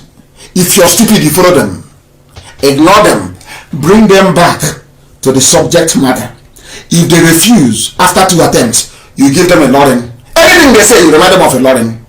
A Lorin was the military capital of Yoruba people, where the IRA on Okakan for wars, Afonja, their overall field marshal.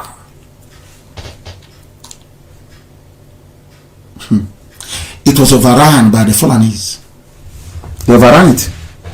After they took Lupe, the same thing they're not doing to us. Can you see what they're doing? The same pattern. They have the same strategy, the same pattern. It never changes. But my only happiness now is we are everywhere. The world is watching. They are pretending they don't know. I know that the British High Commissioner is covering up for the Fulanis as best as possible. The US Ambassador is doing her best to cover up all the atrocities. We are waiting for them to start. We are in our land and they came, so we're waiting for them to start. Once they start and we unleash our own madness, nobody will now say that, oh, but the Nigerians now, they are free to travel to anywhere. Are you following? Now listen. They overran the Yoruba military capital of Ilorin, and then they sacked Fulani. Yoruba, why are you following Fulani? Now look at what they did to you. Why are you following them? They destroyed Oyo Ile. Fulani destroyed Oyo Ile. Today Yoruba is following Fulani, and I'm asking why? Why, Yoruba? Why? Oyo Ile, which was the royal seat of the Oyo Empire, the great Oyo Empire, their royal seat was at Oyo Ile. Do you know the Fulanis sacked them and killed them? Today Yoruba is serving Fulani. Hey, unbelievable. Following this, Fulani so much dealt with Yoruba that Yoruba abandoned Oyo Ile and they ran south. In other words, the Fulani have been chasing Yoruba into... Hey, history is very good. They have been chasing Yoruba. They sacked them. Yoruba abandoned Oyo. They ran. Yoruba ran away from Oyo. They ran inside. They ran... They abandoned their city. Yoruba abandoned their city and retreated southwards into the city of Oyo. Then it was then known as Agodi Oyo or Oyo Atiba. In a forest, they ran into the bush because the horses cannot come into the bush to hunt them down and kill them. Yoruba ran into the bush when the Fulanis came.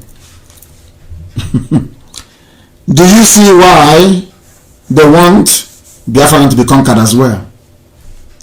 So instead of Yoruba to help to fight Fulani, Yoruba is helping Fulani to conquer other people because they are angry that they were conquered by the Fulanis.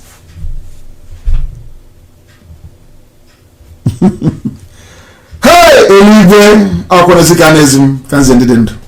they give me a message and I give to the living. I want Yoruba to wake up. I say everything I say so that Yoruba can wake up. If you're angry, you wake up. Just wake up and do something. Look at how Fulani disgraced you. Look at how Fulani humiliated you. Chased you from one capital to the other. Anywhere you are, Fulani will be chasing you. And today you're serving Fulani because of presidency. Ordinary presidency. Hey, ordinary presidency. Oh, Fulani chased Yoruba into the forest. Oh, hey. Ah well, man. Yoruba took carried their Oba and the royal stood into the forest. They ran into the forest. Oyo and the Ilefe are also different from Elaje. These are different nations bound together by through war and conquest. Yoruba was never one nation before. I never wanted to preach this very, but I had to preach it because they believe in dividing people. You come to Ikwere land and you know it's Igbo. You have Obi Igbo, you have Wike, you have Peter Odele, you have Chibika Amechi. You know these are Igbo names. You know these are Igbo people. But out of spite and wickedness, you want to divide us. You go to Islam, the proper name. You tell them you're Niger Delta. You forgot that most of them there are from Arochukwu. Thank you, Briggs. Are you not from Arochukwu? You don't have Arochukwu blood in you. Don't have Arochukwu blood in you. A woman that I adore and respect, of course, immensely. I do. But I want her to stop all the whole Niger Delta nonsense. I can't stand it. Which known family in a John land that doesn't have Arochukwu blood? I say name the family. Name it. Which family in a John land that doesn't have Arochukwu blood during slavery? Name now. Give me a name. We have the evidence, you know. We have the evidence. Yoruba or your man is different from Ile-Ife. Ile-Ife is different from Elaje. You're different from Egba.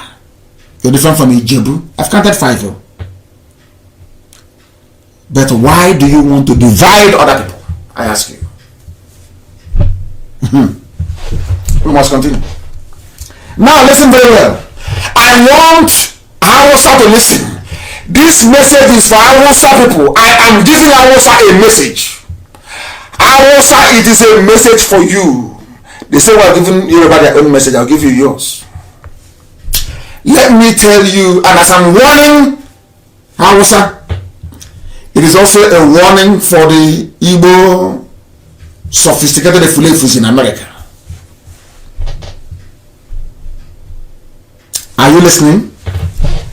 Shehu Usman Danfodio, Otman Danfodio. His name when he was born was Usoman, Usoman bin Fodia. I want to prove to you the link between the Fulani Caliphate and Saudi Arabia. Elohim. Uthman Danfodio was born on the 15th of December 1754. He was born in a place called Gobert. Gobert, G-O-B-I-R, is an Hausa town.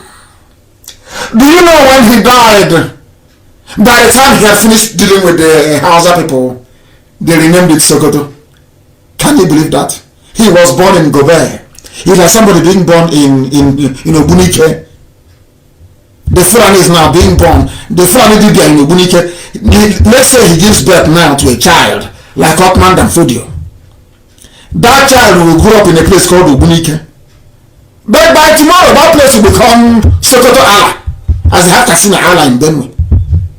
Can you believe that? Hey, he was a teacher, a religious teacher. He claimed he came to teach, that he knows how to teach Quran.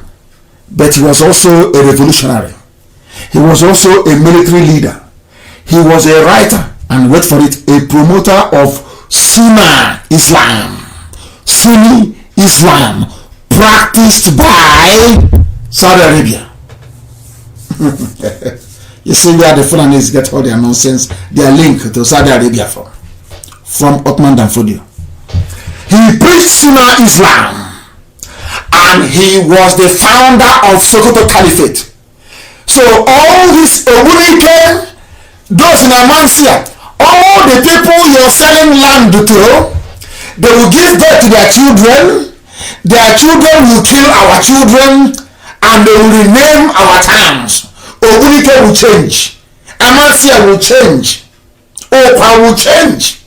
All the places you have sold land to Fulani, in the next 70 years, their names will be different. And that was your gift to our generation. as an enlightened Igbo leader, do you see why I hate Ohaneze with a passion? If you know what I know, you won't just hate them. If you see them, you put a knife to their throat. These are evil men. Look at what the same people, what they did to Hausa is what these idiots want them to do to us.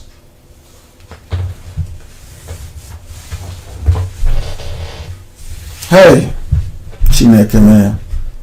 He found the Sokoto Caliphate. Hausa was no longer good enough. The Hausa that was hosting them peacefully. Hausa people are peaceful people. Hausa was hosting them peacefully in Gobert, hosting them.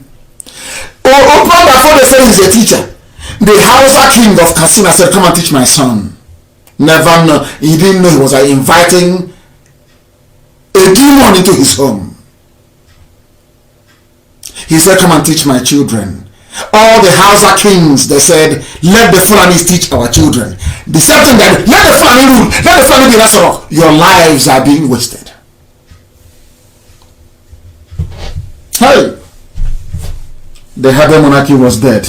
Now listen, Danfodio was one of the urbanized ethnic Fula. He's a Fula people, Fulani. They were living in Hausa kingdoms, living as tenants. The same way they have come now as tenants, that's how they start. They come as tenants. They start pretending. They start pretending as tenants.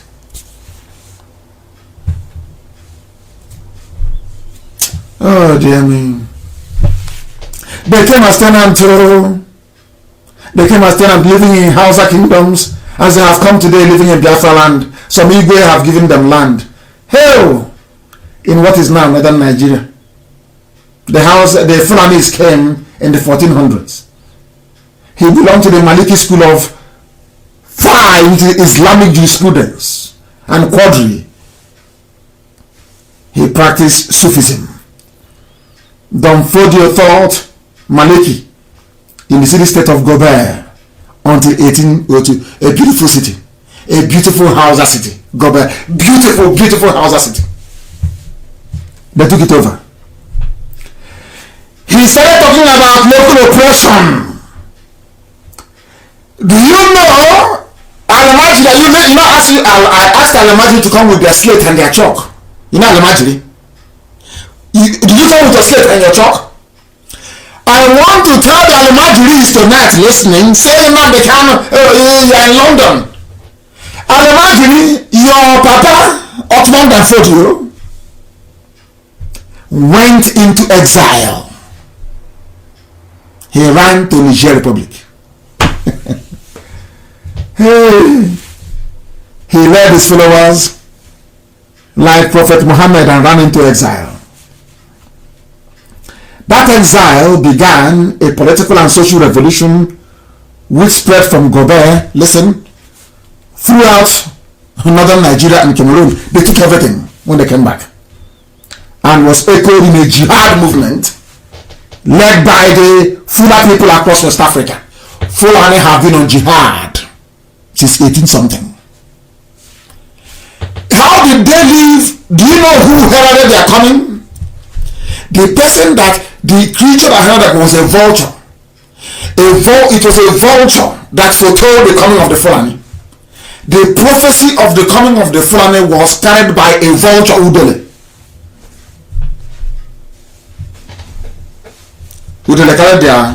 Udele, a vulture that eats dead animal, was the one that foretold the coming of the Fulani.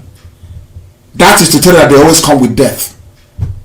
It may not be immediate, but death will come. Death always comes. Always. Hausa, Bagi, Nupe, Yoruba. There's everywhere they swept everywhere. And they always come as tenants. That is why Ubunike should be ostracized from Igbo land.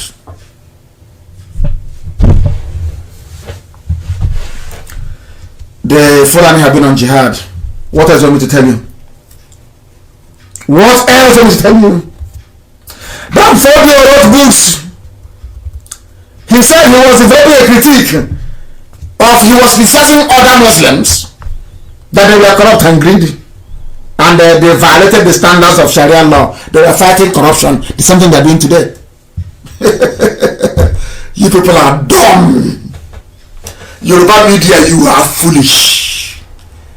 Before they take over your land, they always tell you they're fighting corruption. That was what they told Hausa people. And Hausa peasants, the same thing that Yorubas are doing as some Igbo people in America, they agreed. And they came, and their cultures were no more. Hey! Oh dear. Do you know his title? He was a mujahid, a reformer of Islam. These are the people you want to be in one Nigeria with? Where are those people from Edo talking rubbish? These are the people you want to be in one Nigeria with? You have signed your death warrant. I've signed it. And as I was also looking at the facts of life and history, Elohim gave me a message and said I should preach it. According to Encyclopedia Britannica, this is why anybody answering to Niger Delta is an imbecile. What did hey, that's the highest of the highest now. Encyclopedia Britannica, who doesn't know? I want to tell those in Pandev, those who foolishly call themselves Niger Delta, that Ibibio people, listen carefully please, Ibibio people, by which I mean Anang, all the rest of them, listen. They are people of southeastern Nigeria. Encyclopedia Britannica. Mainly in Cross River State. So when I told you before that Cross River was the proper southeast, now you can believe me. From Encyclopedia Britannica. Heaven is giving me a message to give to the living. That's what I'm doing. They speak dialects of Efik Ibibio, which means that Efik and Ibibio are one. But I'll get to that later. But now it's how the tribes of Efik man and Ibibio man. People are so foolish. Those dividing you are one, but they want you to be divided.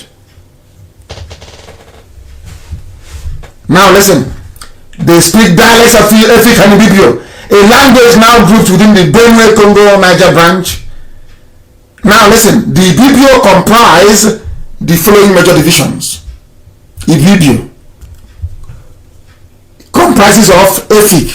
So now I have proven to you tonight that Efik comes from Ibibio. And if Ibibio is Ibonta, what tells you about, what is it about Efik people and Ijaram? That we are all Igbo people. I'm coming. Listen carefully.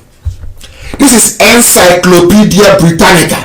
The same Encyclopedia Britannica that in 1929 affirmed that Igbos have Jewish link. In 1929. Now listen. The Ibibio comprise the following major divisions. These are branches of Ibibio. What is number one there? Efik, Eyon, Eket, and even Andoni people. And Ibeno. Andoni. Also Anang. Because I have Anang friends who get upset. They say the people don't like us. You say you're talking rubbish. We are all one people. Anang is a subdivision of Ibibio. Ibibio is the main one. Then Anang is a subdivision. Efik is. And the proper Ibibio people are those who occupy the eastern flank. They say, are you following? Are you following? Hey! Eligwe. And what are their secret societies, as I said, of Ibibio, of Efik, of Anang, of Eket? What do they have in common? Hey, they have Epo, Okongo. As they say this is end of discussion. Are you going to talk about Niger Delta again? Are you still going to be stupid about this Niger Delta rubbish? Have I now proven to you that Efik is a subdivision of Ibibio? The same thing with Anan, Eyong, Eket. And I have told you what Ibibio means. Is it now very clear to each and every one of you who we are and why they are struggling to divide us? And why I hate any idiot mouthing that rubbish, Niger Delta. We are all one people, one family, one IPOB. Idiots everywhere. Go. And how about the Ijaw people? It's how did they come into all of this? I want to prove to people that everything I say is correct. This is continuing. We are continuing on Encyclopedia Britannica. Up to there. I want to destroy this Niger Delta rubbish once and for all. That our great grandchildren, every generation, they will listen to this broadcast. They will know that Elohim came in our time. I want to destroy them. I want to bury Niger Delta rubbish this night. I will preach to 12 midnight and belong. Even longer. That they may know that Elohim sent me. What do you call Niger Delta Bonnie? People that say that Igbos are landlocked. I want to tell you how stupid you are. I want to prove to you how daft you are. How psychologically inferior you are. I want to tell you that your education is wasted. I want to prove to you that you are nothing academically. Wokoko. Who are the Bonny people? Their original name, according to British people, Encyclopedia Britannica, the name of Bonny, which I know our brother gave us as beautiful people, is actually Obani. You Encyclopedia Britannica, Obani. Go and Google Bonny, B-O-N-N-Y. Encyclopedia Britannica. I'm from Bonny. We Niger Delta people. You don't know that you migrated from my hometown in Ibeku. Obani Ibeku was where you went from. Obani Ibeku. You are in Bonny. The British people did their research. When they came, they kept digging. They said that their name is Obani. Not Bonny. Obani is there. It is a town. It was situated in the Atlantic Oil Port in Rivers State. Rivers State. Obani Ibeku.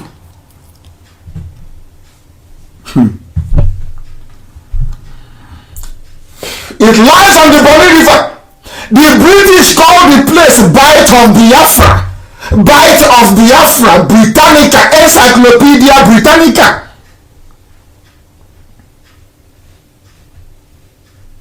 A trading center for fish, for salt, for palm oil and palm kernel of the Ijaw people. Now they have come in. Ijaw people. One. Obani people. Ijaw people. Encyclopedia Britannica.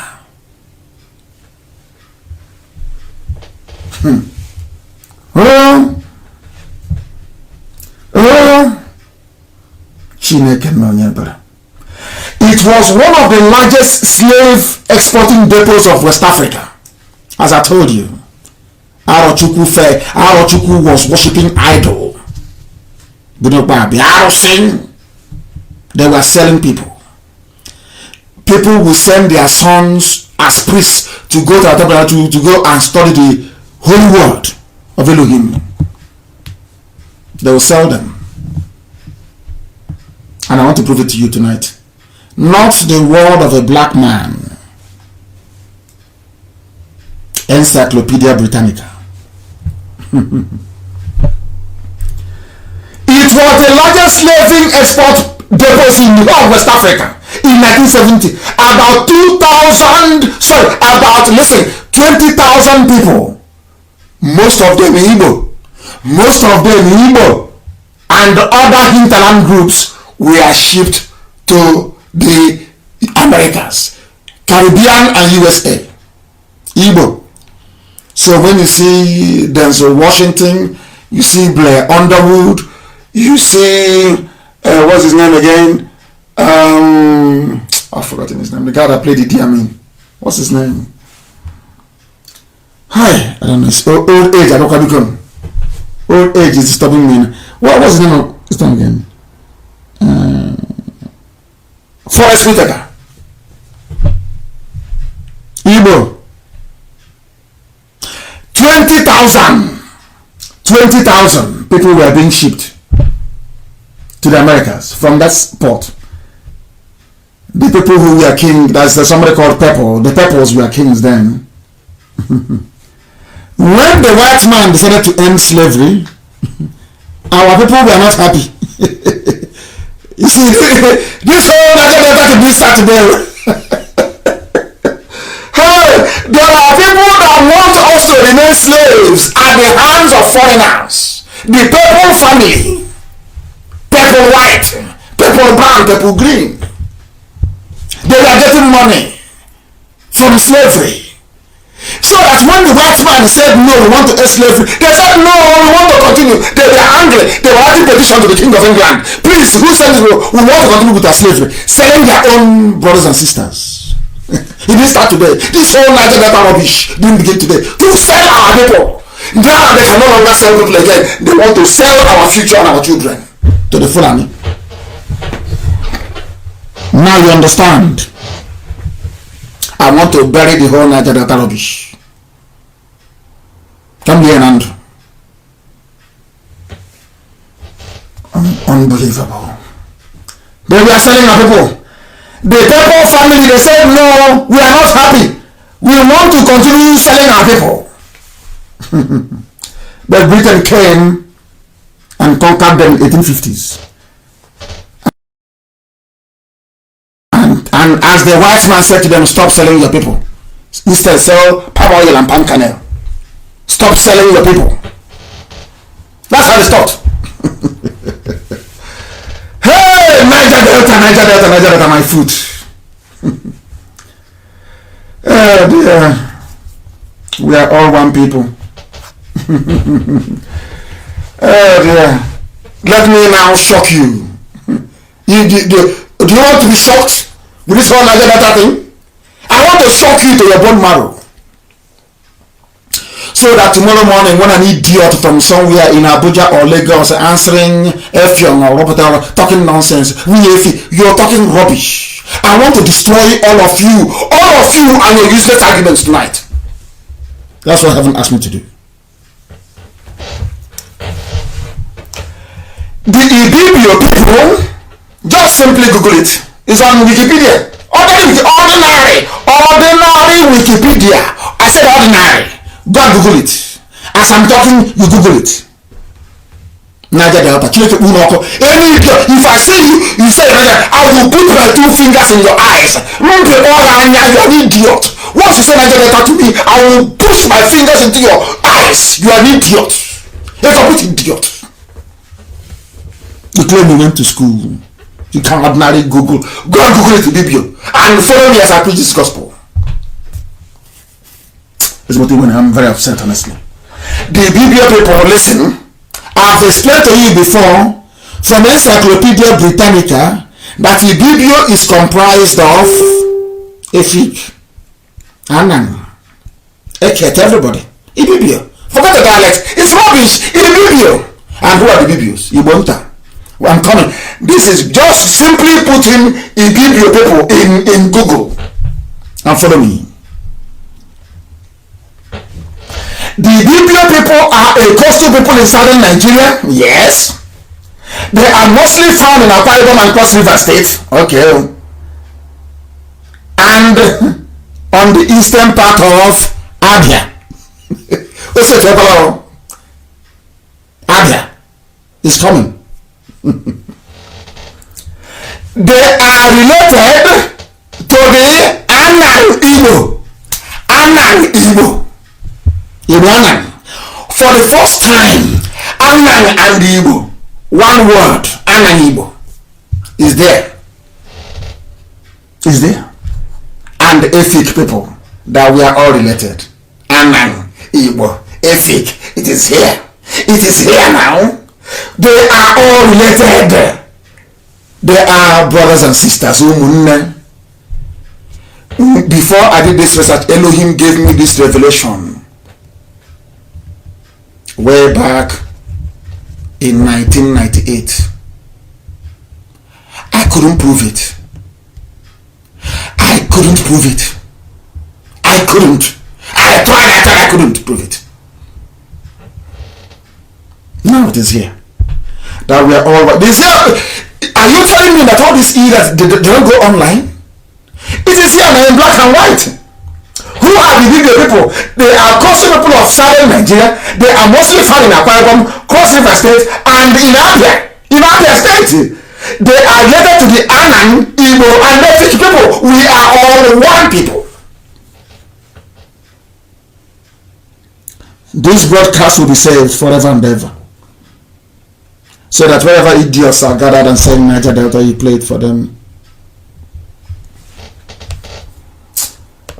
Oh dear me. And who are the people? I see how I'm dissecting the people of Niger Delta. I want to bury the rubbish. So that anytime somebody says they are Niger Delta, you know that that is the enemy. That immediately, that is the enemy that the Fulanis are using. That is the enemy. Do you know our sister Nana? Some of you know her, don't you? Do you know her middle name? Her middle name is the Biblical name. Ine. I-N-E. Nana, some of you know. Madam Nana, Sister Nana. You know her middle name is the Biblical name? Is Ine. Arajuku. Abia. The same family.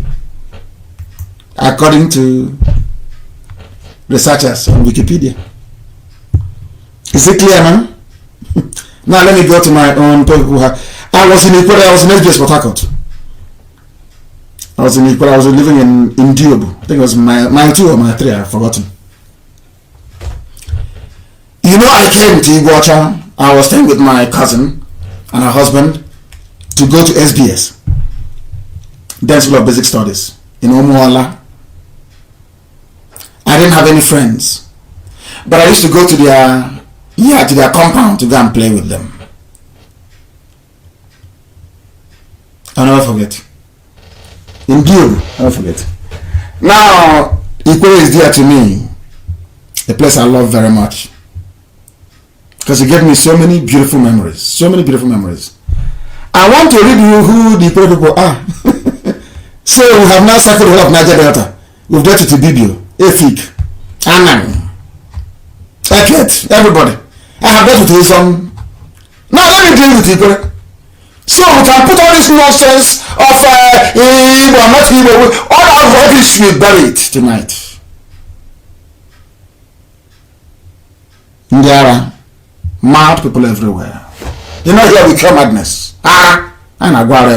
You cure madness here. Yeah? Somebody's from Anang said, I'm not a Bibio. What utter foolishness. You're all one. If you come to Ibeku, the Igbo that I speak is different from Ohoho. My people in Ohoho, my cousins in Ohoho is different. The Igbo I speak is different from Oloko, where my grandmother comes from. People are mad. Slight variation in accent. You say you're different. Are you daft? Whereas Fulani is busy building the hegemony, and they are just dividing you. Heaven asked me to give you a message. Igwe is known as Igbo. is one of the sub-Igbo groups. Please listen. Ikwere is Igbo. Not me saying it. Ikwere is one of the sub-Igbo groups of the Niger Delta region of Nigeria. They can't out there. They love to divide, isn't it? Ikwere is Igbo. Listen, they are considered a part of the larger Igbo ethnic group. They speak Ikwere, which is good, of course, which is an Igbo dialect, which is sometimes considered as a separate language, but of course is not in the Igboid family. As a result of the quest for Ikwere's recognition as a separate ethnic entity, it was the saboteurs in Ikwere land that wanted to separate Ikwere. This is not saying even the white man or Igbo, they know this. They say, oh, we're different people. They say, no, you're not. You're Igbo. You are not. You're Igbo. You're Igbo.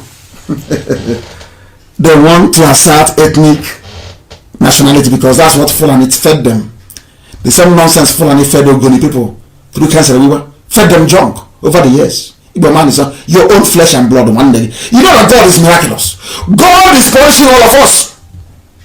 God is using Fulani to also punish the so-called Niger Delta. Punish them because you rejected your own flesh and blood and you think you can have it easy. That is why the land is polluted. That's why people eat fish and they die. You want to destroy the work of God. Who are you? Who are you?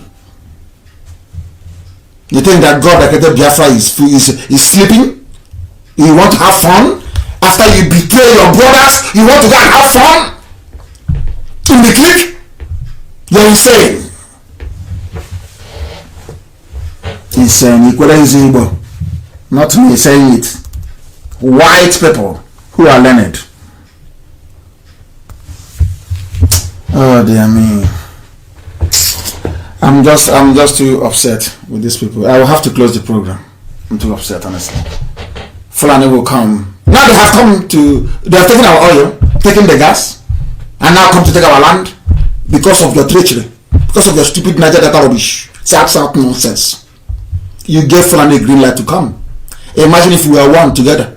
We will go and stop them at Benue, isn't it? Is that not common sense?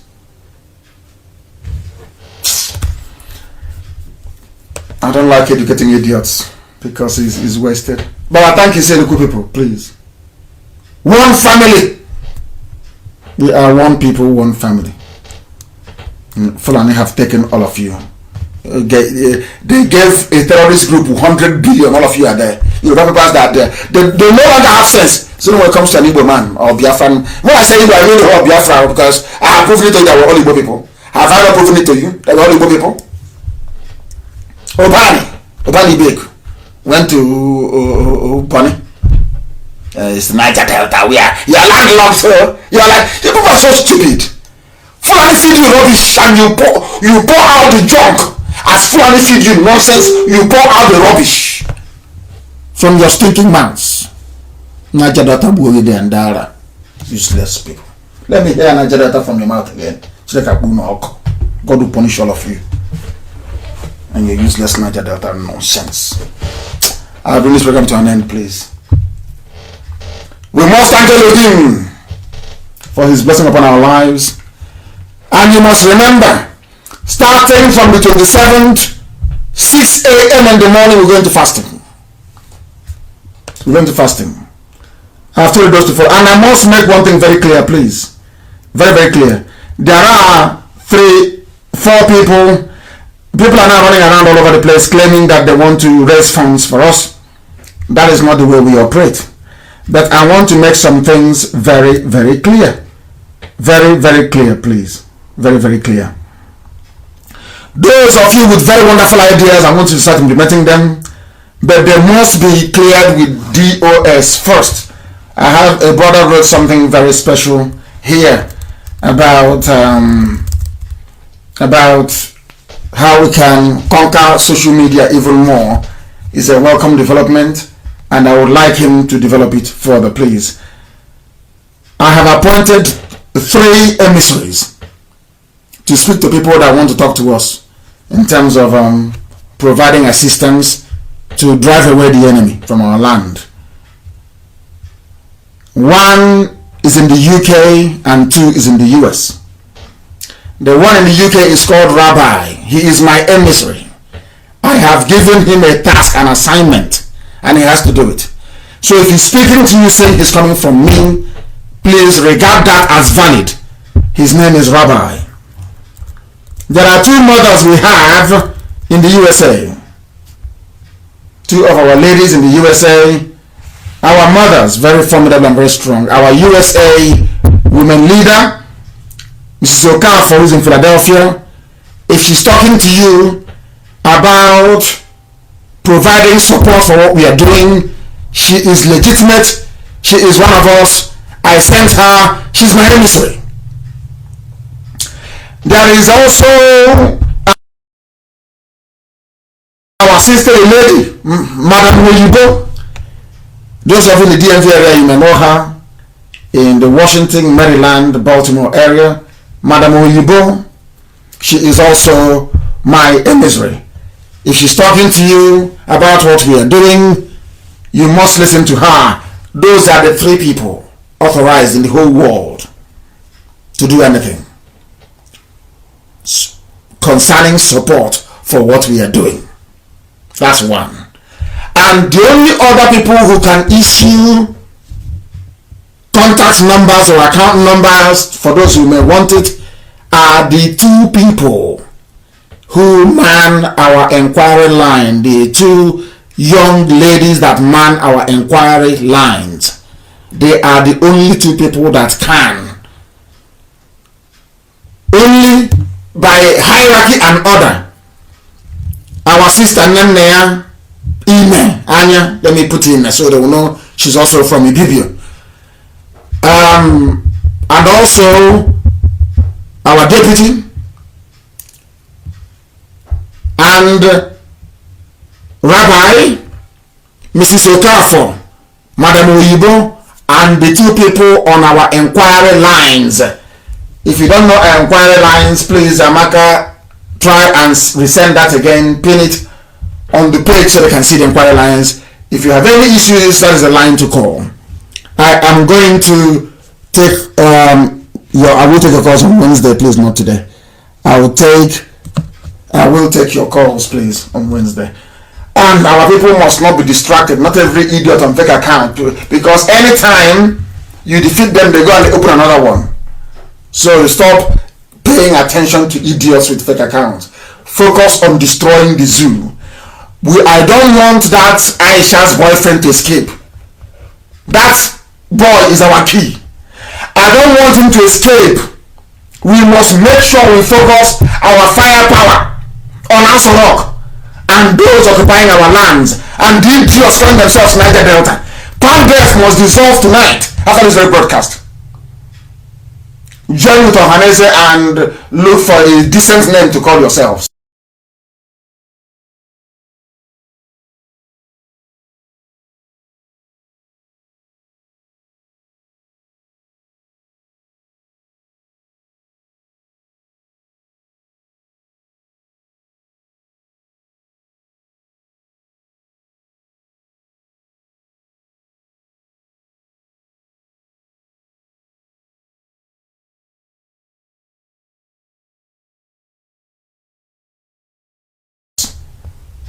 There's nothing like Pandef. That is rubbish. We are all Igbo people. All of us. I am from Ibegu, Bende. After the war, those who were rich men in Omaha were all Ijegebe people. That's what we call them. Anambra, we all that area. Enugu is called Wawa. Everybody will have our own names everywhere.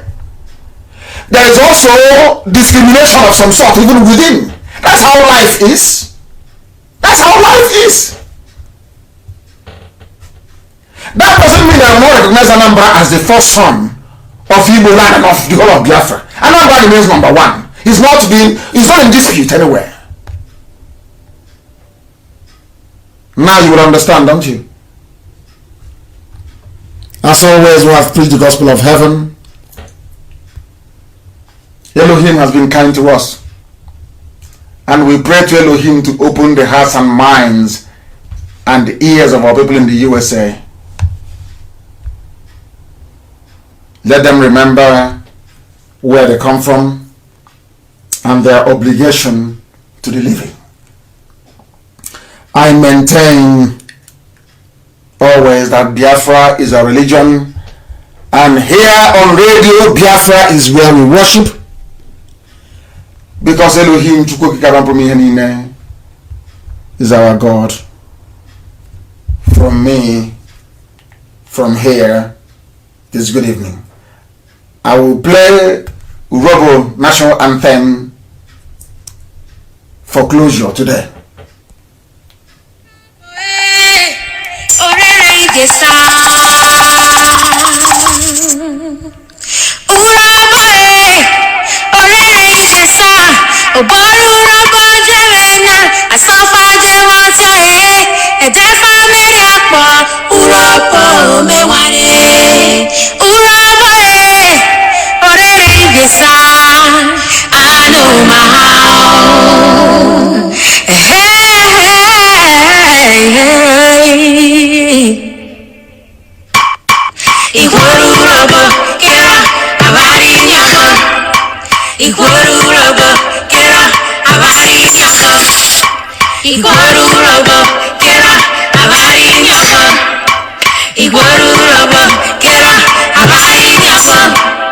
Obaru Rabba